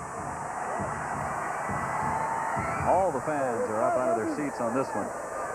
And the kick rolls out of bounds. Touchback. Aggies take over 1st and 10 on their 20. Take a look at the scoring drive there. 93 yards in 3 plays. There were 2 incomplete passes. And then 1 very big touchdown reception to Tyler Anderson. Yeah, all of 21 seconds. I think that's pretty much what we can expect the rest of the game. Well, it's time for the Aggie offense now to show that they can move the ball and hopefully, for Aggie's sake, eat some time off the clock. Profel Greer in the backfield. And Calvillo back looking for a receiver. Finds Aubrey Thompson and immediately steps out of bounds.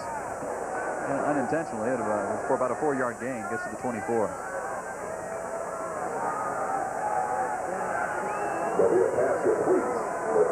10 minutes, 19 seconds left here in this game.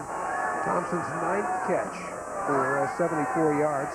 Their total is up to 388 now passing, the Aggies.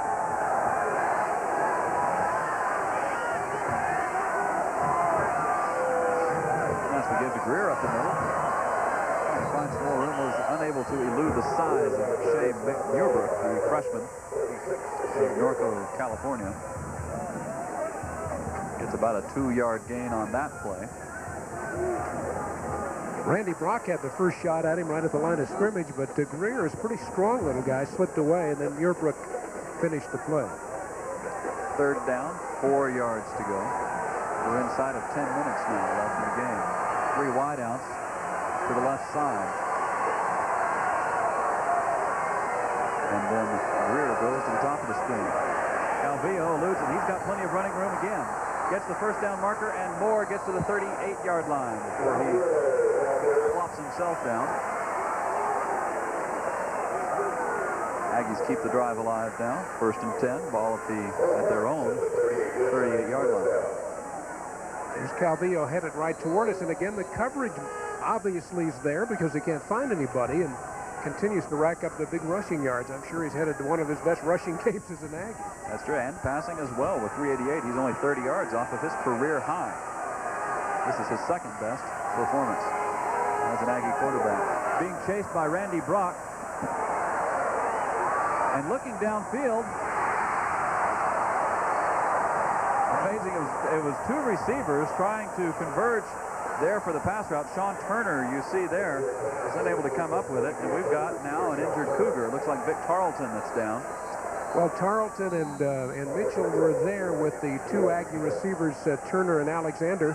Here is Brock chasing Calvillo.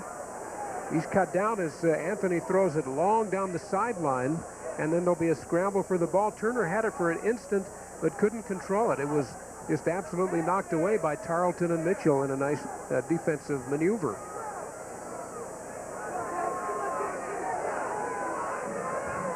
And both these quarterbacks are just gunning deep. Their balls are going high in the air here in the second half.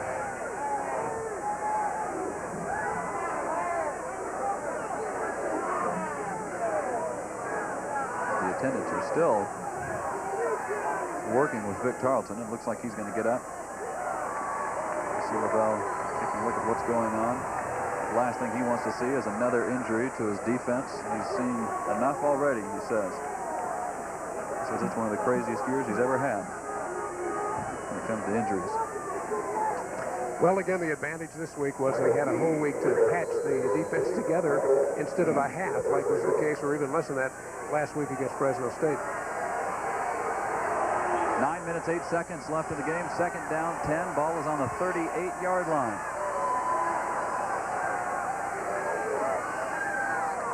Calvillo fakes to Greer, and then throws out of bounds, overthrows the intended receiver, McMahon.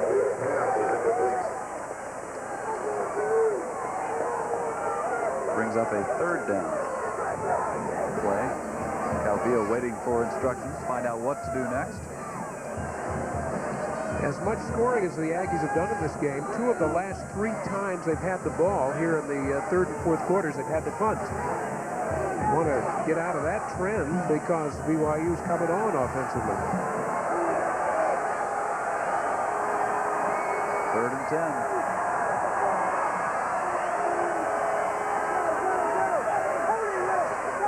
He's got Mike Lee open. First down into Cougar territory at the 48-yard line. Tackled by Christensen and DeMooney.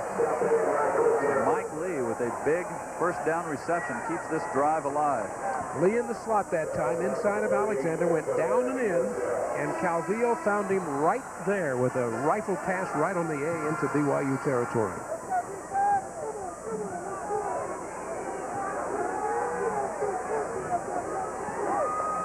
.402 yards now passing for Calvillo.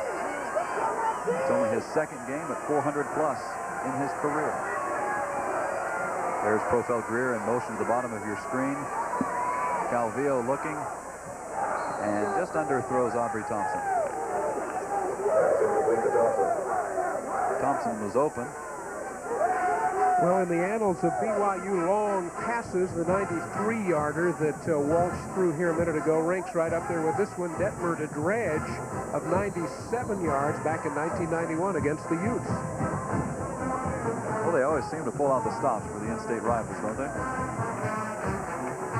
Second down, 10 yards to go. Single setback is Dye, and he's at the right side of your screen. And they give to Dye, and he's got a little bit of room himself. Mitchell trying to fight off a block, unable to do so, and Dye. Travis Hall and Jack DeMooney stopped on the play, but that was a nice run for another first down marker. That was Profile Greer. I'm sorry. I was calling Dye the whole time. I thought BYU had stopped the play in the person of Shane Muirbrook, number 46. I don't know if we'll get a chance to see that, but Dye goes into the hole, and Muirbrook is right there. And so he stutter steps quickly to the outside and comes to this sideline and made a nice run out of it. There are his totals now. He's gone off with an injury, apparently. Travis Hall providing some pressure and gets away to Dye, and that is Dye, and he gets down to about the 21-yard line. Profile Greer stepped out of the game. Dye back in. Patrick Mitchell knocks Dye out of bounds. As Travis Hall was coming in to provide some pressure, forcing Calvillo to throw the quick screen.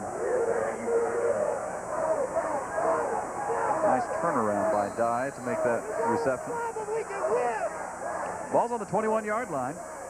And knocking on the door of the BYU red zone again. 7 minutes, 56 seconds left here in this game. James Dye again in the backfield. Calvillo back looking. Again finds Dye. This time gets about a yard or so. Yeah, at least three people out in patterns. Each of them covered. Alexander was sliding along the line of scrimmage from the wide right wing, and so he went to the safety valve guy, and that's the running back out of the backfield, Dye, for not much of a game, really.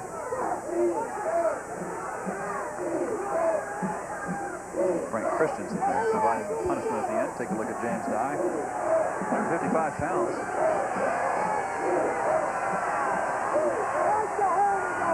Moving in motion to the bottom of your screen.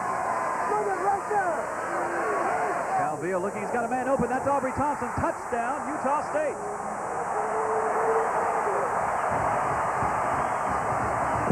Amazing. There's the Cannons.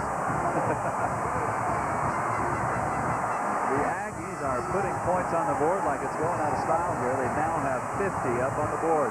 That's that open trips formation. Three wide receivers to the right, the tight end to the left, and everybody was running vertically. Nothing across, no diagonals that I could see. Just straight down the field and get the ball down there, and Calvillo did it on the spot to Aubrey Thompson. And there's the extra point, which is up and good. Utah State again extending its streak of most points ever scored against BYU. We'll take a break. You see the Utah State band celebrating. Utah State 51, BYU 42. It's back to a 9-point lead. Back in a moment right after this.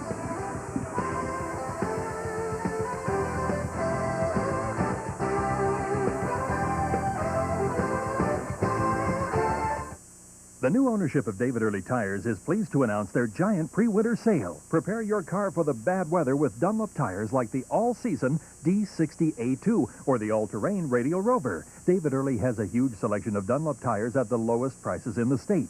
Dunlop, driving to the future. And with Dave's double the difference guarantee, you won't find better prices anywhere, period.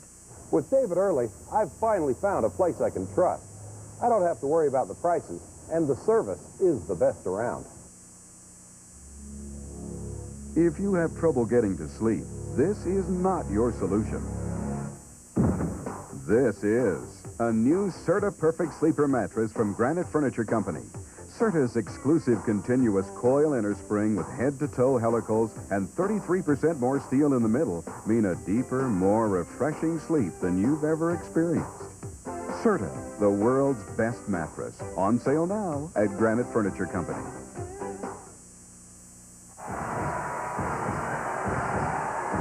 Utah State 51, BYU 42. Take a look at Aubrey Thompson's numbers on the day. 2 touchdowns, 98 yards.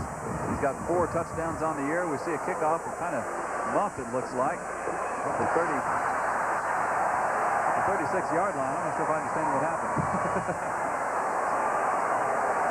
That's number 96 who caught the ball. Number 96, Chad Lewis. The kickoff just was a short little pop-up to the second baseman, as we'd say in baseball. Well, the Aggies have used that from time to time this year, sometimes with very good effectiveness. It basically negates any return, and you just got to get it further down the field. Not bad field position for BYU right here. I want to call the infield fly rule on that. 1st and 10, ball's on the 37-yard line. John Walsh trying to lead his troops to the end zone. And there's Walsh, and he finds Christensen open, and he gets to about the Well, he's still in bounds. He's still in bounds. Touchdown, BYU.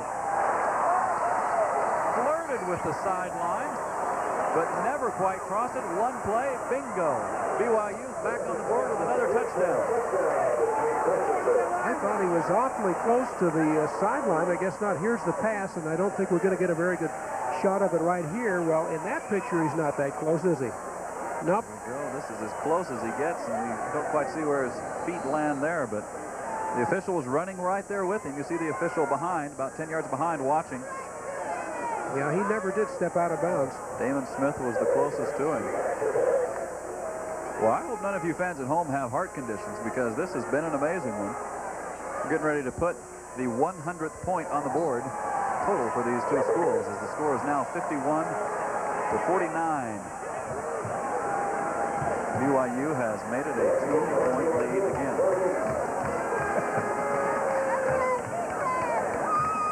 There's a fan calling for some defense. BYU behind her. So now another chance for Anthony Calvillo to get back on the field with the ball, and we've decided that he's thrown for 437 yards, and his previous best coming into this one was the 428 yards he had last year at Nevada in a classic game in which Nevada came back and won at the end with this kind of scoring today. So, and along with that, we're seeing Calvillo in his finest hour here. 5 touchdowns passing, 1 touchdown running. 6 touchdowns on the day for Calvillo. He's had a busy one. The Cougar fight song in the background. It's one thing nice about playing an away game with an in-state rival. You get to bring everybody with you. 7 minutes, 31 seconds left in the game. With all this scoring, it sure is taking a long time for the game clock to tick away, and I think Utah State would like to see some more of that game clock tick away.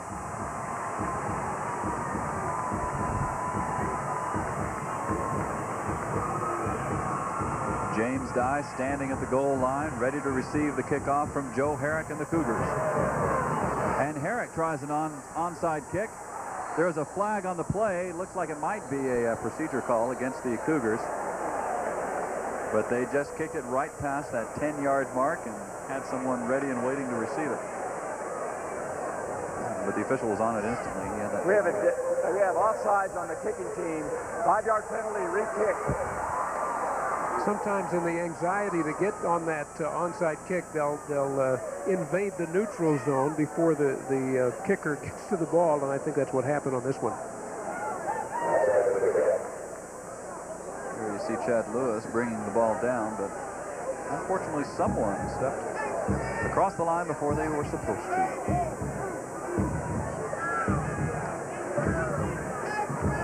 Cougars will re-kick it this time at their 30-yard line. Dye moves up 5 yards, stands on his own 5. Take a look at the penalties. My goodness, 100 yards against Brigham Young. 10 penalties, 100 yards. That combined with the turnovers is what has allowed Utah State to mount the kind of attack that they have. Well, this is the 5th weekend in a row they've had those kind of penalties, Carl. They had 160 against Air Force. They had 10 penalties for 98 against UCLA. They had 12 for 103 against Notre Dame. They had 14 for 142 last week. My goodness. The mental mistakes.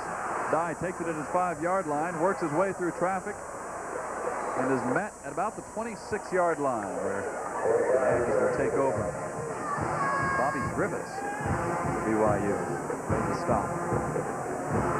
Looks like they're being spotted a little bit closer to the 27-yard line. 1st and 10. Time for Calvillo to work a little bit more of his magic. See Dye approaching the huddle.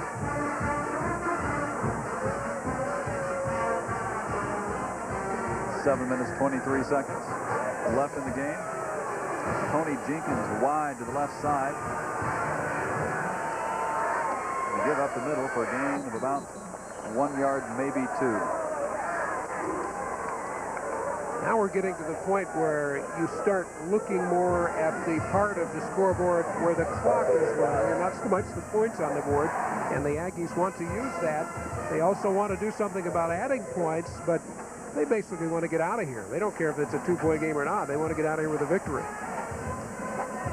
look ahead to possible field goal possibilities. Joe Herrick's longest of the year is 40. Cougars only down by 2. And there's the reverse to Mike Lee. Didn't fool everyone, but did get to about the 35-yard line, 2 yards shy of the first down. On the reverse, the first guy to get there was Travis Hall, number 56. Watch this. Here's the handoff. There's Hall, kind of overran it. Lee kind of swipes him away, and he's off to a good run that began at the 28. He got out to 6 or 7 yards. Finally, that was Greg Pitts. Put the final blow on Mike Lee to stop that run. 3rd down, 2 yards to go. Ball's on the 35-yard line. 3 wide outs to the right side. That's James Dye in motion to the left side. And he finds Aubrey Thompson complete for a first down and plenty more. And Big Aubrey moves to midfield. Gets to the 40-yard line before he's stopped. Patrick Mitchell, Jack DeMooney in there for the Cougars to stop the bleeding on that play. Aggies move back into Cougar territory. 1st and 10 on the Cougar 40-yard line. Tight end is over here. He sort of releases to the outside as they set the motion man to get the defense spread out a little bit. The motion comes this way, and then Calvillo's going to find his tight end. There's the toss out that way as he released to the outside. And there's Aubrey Thompson dodging one linebacker, heading back toward the middle, and a nice gainer. Continuing Aubrey's big day to give to Greer up the middle. Nice second effort. Puts it about 3 or 4 yard gain for James Dye. And the clock is ticking away. 5 minutes, 20 seconds left here in this game. 2nd down, 7 yards to go. Ball's on the 37. 2nd and 6, we'll say.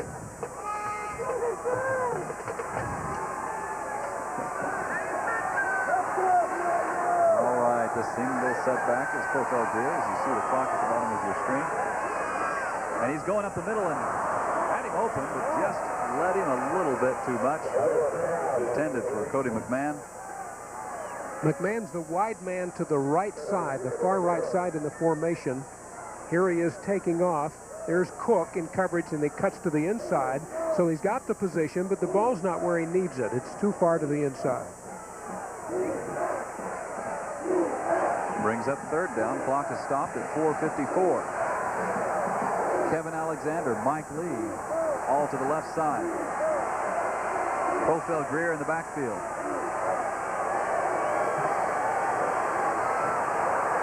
Calvillo forced to flee, and he's got plenty of running room to the 20, all the way to the 8-yard line before he's knocked out of bounds. Calvillo again taking advantage of BYU coverage, and it looks like there could be an injury. There are trainers sprinting across the field. Well, he lost his footing again on that blacktop there at the side of the stadium, and we can't see. He slid right into that area. We don't know. He's behind an embankment there. Let's take a look at the play. This angle might show it to us. As the coverage was solid, he had to run. He's coming this way. A good gainer, obviously.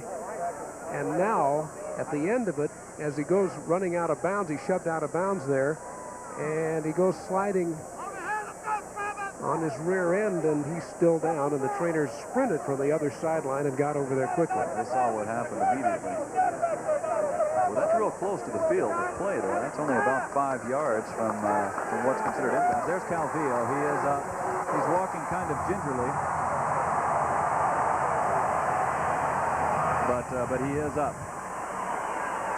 And that is good news. Here's another look. This will give us a little bit of a better angle.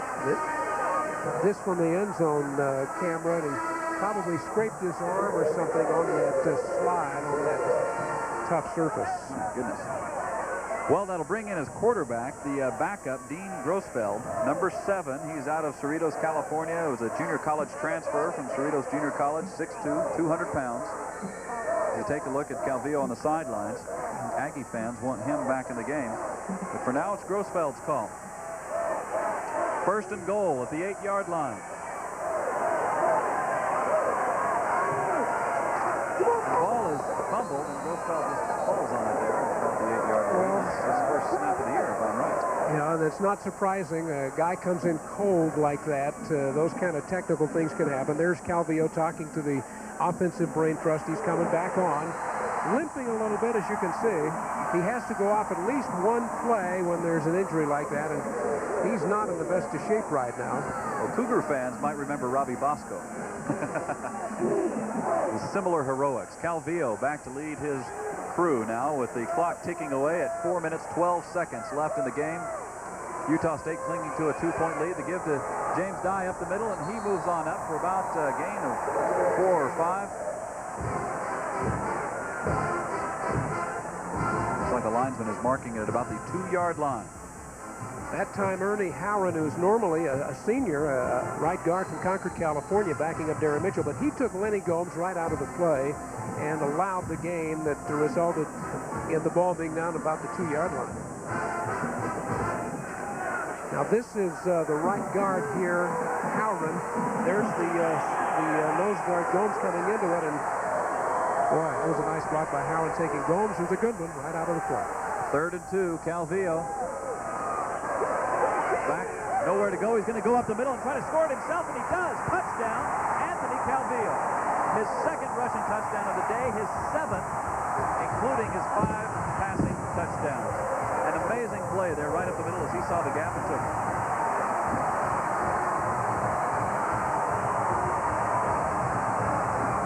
Anthony Calvillo, I was just getting ready to talk about his mobility might be affected by the injury. And he just throws his body across the end zone. Give Utah State its 57th point on the day. Nate Moriali in here for the extra point. The kick is up. And it is good. Utah State 58, BYU 49. We've been flirting with this 9-point margin the entire second half. You hear the cannons in the background. 3 minutes, 20 seconds left in the game.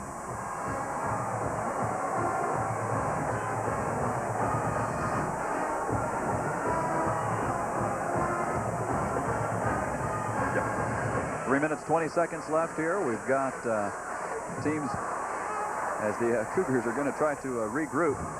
Take a look at the fans. Well, again, I think one of the ironies of this game is that Calvillo, who's a fine runner, has made a living running the ball today in critical situations. Now, his passing totals are unbelievable. He's hit 31 of 58 passes now for 462 yards. But think of the times in this game he has dropped back and couldn't find anybody open. And again, the outstanding coverage by the Cougars is almost betraying them. There are his totals: 5 touchdown passes, a couple of touchdown runs. Those are national back of the week type numbers. And but again, the coverage has been good by the Cougars, and so Calvillo has taken off 13 carries, 79 yards, a couple of touchdowns. I think it's ironical is what it is. Approaching some records here today, I'm sure. Calvillo has set his own personal best. 7 touchdowns. 3 minutes, 20 seconds left in this game. And there's kind of a squib kick. Tyler Anderson will pick it up on his 11-yard line and try to work to the outside. Gets to about the 33 before he is hit out of bounds. And Tyrone Trimble gave up his body on that one to make the stop. That was a crunching blow. Anderson had a good head of steam up, and then watch this. As Trimble comes flying toward the sideline, he cuts to the outside, gets past Haymore, but all of a sudden he disappears. And Trimble took out an official as well. Ball's at the 32-yard line. BYU on their own 32. They have 3 minutes, 18 seconds left on the clock. John Walsh, 1st and 10.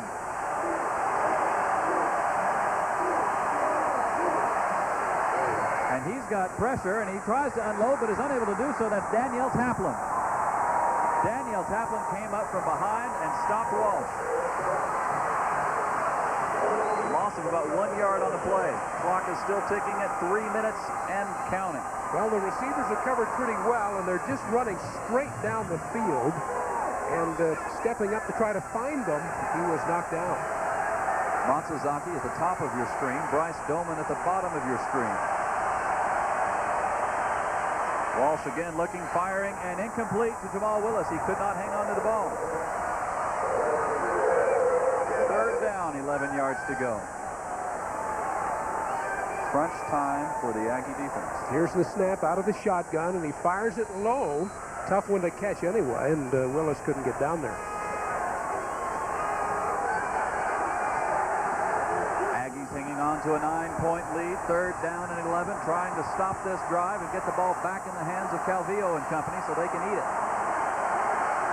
Walsh up the middle. And incomplete. Nowatzki was unable to come up with it. It looked like he trapped the ball. Had he been able to hang on to it, it would have been a 1st down. But Walsh underthrew the intended receiver, Tim Nowatzki. Well, he's throwing everything low now for whatever reason, and those are tough to handle. Maybe that's the best against the coverage. I don't know, but they're tough to dig out of the ground. Well, now the Cougars are in a precarious position, down by 9, 2 minutes, 35 seconds left in the game, 4th and 11, and they have to go for it. Aggie defense calling for noise. John Walsh out of the shotgun. The snap is low. Walsh fires up the middle and finds the receiver. The forward progress will carry him over into the 1st down yardage. That's Micah Matsuzaki. Well, Charlie Weatherby's concern on this play is where the ball was spotted. He's off the sideline yelling. Here's the toss. The catch, and he's immediately wrapped up right there, Carlton. That's Travis Scow, but then there's a little bit of jostling, and where do they put the ball? They put it in 1st down territory. 1st and 10 Cougars, 2:23 and counting left in this game.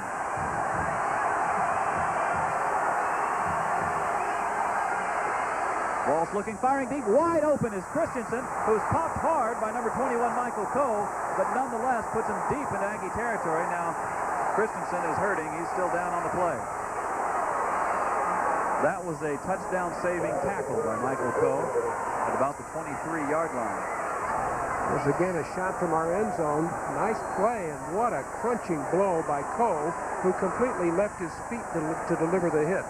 Steve Christensen does not have that smile on his face right now. He's hurting, and the trainers are out there to try to take care of him. You really worry when you see a guy go down like that and immediately grab his back. Here's another look at it as Walsh fires it. They hooked up nicely, and he goes down immediately, and the first thing he did after the play was completed, rolled over on his back and was grabbing at his lower spine. And that could be any kinds of things there. And again, we've seen enough of it on some of our telecasts. There he is right there, that we know that extreme care has got to be taken in this situation.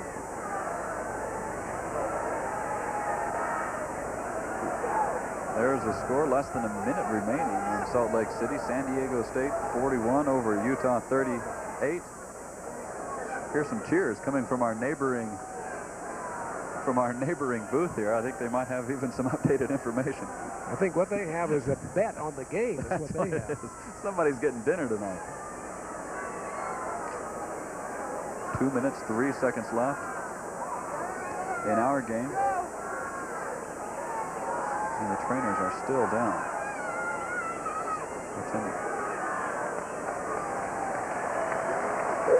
There is Christensen, who is walking off on his own power, and that is refreshing to see. It's good to see. He looks a little woozy for the wear, but there was a nice reception that's put BYU in scoring position here.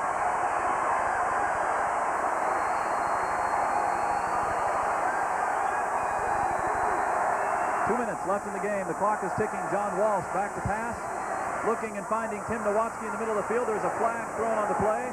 Nowatzki is unable to get to the 1st down marker. About a 9-yard gain. 2 flags on the play. Ephraim Haymore providing coverage around Tim Nowatzki. There's Nowatzki, number 42. He was the slot man inside of Matsuzaki, and he's the man that Walsh goes to here on a short route.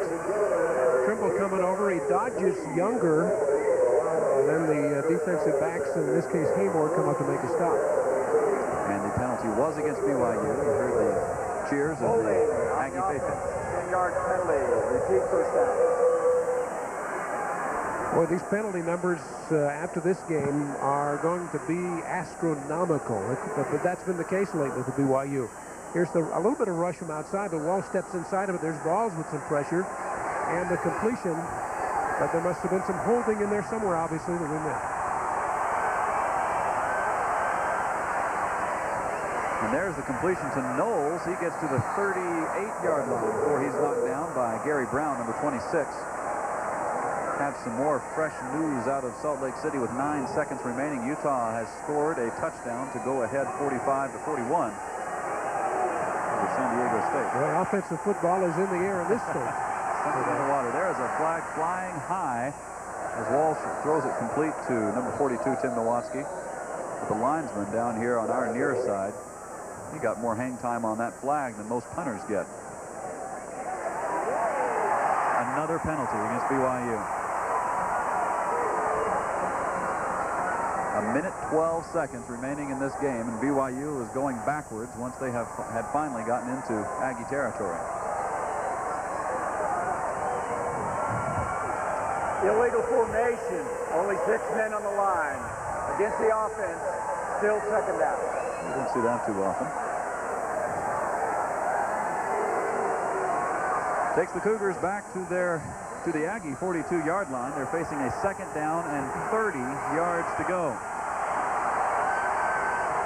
Walsh back, has a little bit of room. He's going to pass it instead. He's got a man open, and look at that's a touchdown BYU. Amazing, a 43-yard touchdown pass to Micah Matsuzaki from John Walsh. 59 seconds remain in this game. Now watch number 17 Haymore here. He's going to make a leaping jump at this thing as everybody's trying to position. It's over his fingertips. Matsuzaki's got it. Scow's got Matsuzaki, but it's too late. He's in the end zone. Cole was just standing around looking for somebody to hit. Joe Herrick in for the extra point.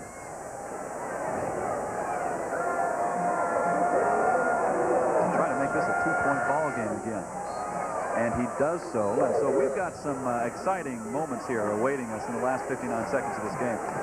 641 yards passing for John Walsh on this day.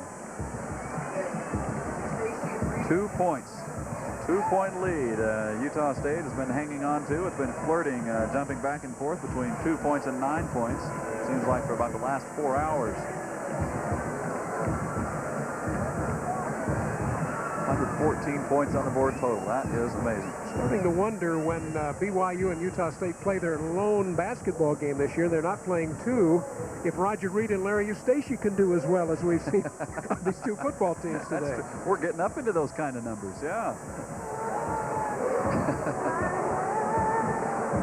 Points on the board. Well, we hear the Cougar fight song for what seems to be about the 24th time today as BYU celebrating another score, but Utah State's been able to hang on. They've come up with the plays when they've needed to. I'm sure we're going to get an onside kick here. Yeah, we've got the Aggies lining up with all receivers along the front. Sean Turner and McMahon, Jenkins, and Lee, and also Michael Coe. The good hands people. We ought to have Allstate sponsor this onside kick return.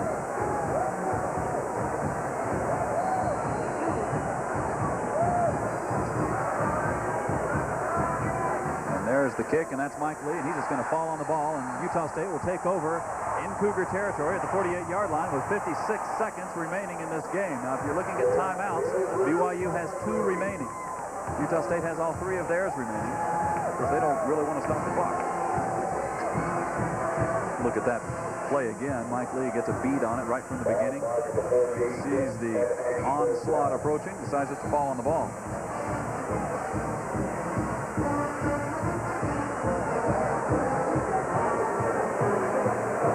Well, Calvillo approaches the line. They probably will need a first down out of this just to be able to elude all the timeouts that are coming. Profel Greer gets some running room, and he almost gets the first down right there. He gets about 9 yards on that play. That's the very thing the Aggies wanted to happen.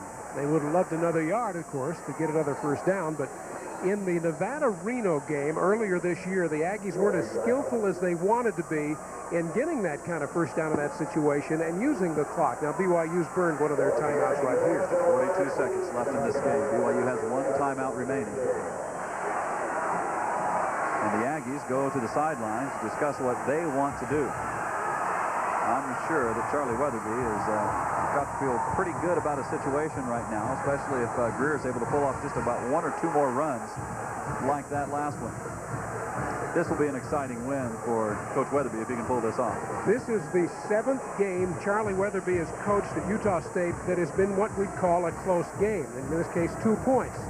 The Aggies won the one game at the end of last year against Pacific, but they've lost the other 5 of the first 6 of close games. They're figuring it's their turn here, but they've got to control their own destiny right now.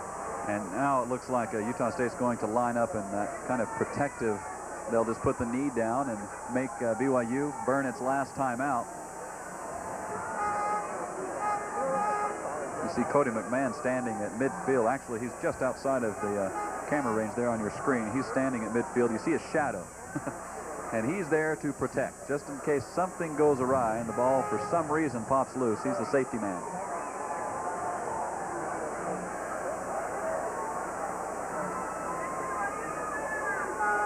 For some reason, the officials were holding the snap up. There we go. 42 seconds left. 2nd down, 1 yard to go. Calvillo will just put a knee down, and he does so. Immediately hands the ball to the official. And BYU immediately calls timeout. 38 seconds left in this game. Calvillo and company are beckoning to the fans, calling for some noise in this celebration. BYU. Now with 3rd and 3, they can put the knee down again. BYU cannot stop the clock.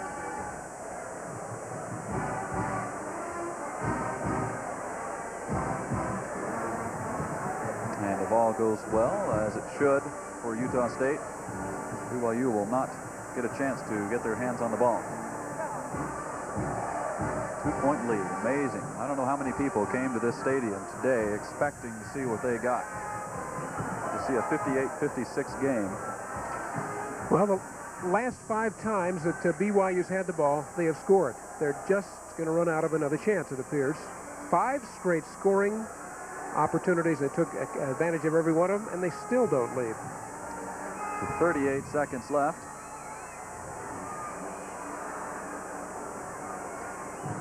Now we have at the coming up at the top of the hour, our friend in the sky, Mr. Satellite, is going to stop. So we're going to hang in here as long as we can. Hopefully it won't take that long to tick off the final 38 seconds of this game. This has been a long one. The kickoff at noon. And Calvillo, that's going to hurt his rushing numbers. I'm sure he's really upset about that too. Ticking away, 29 seconds left.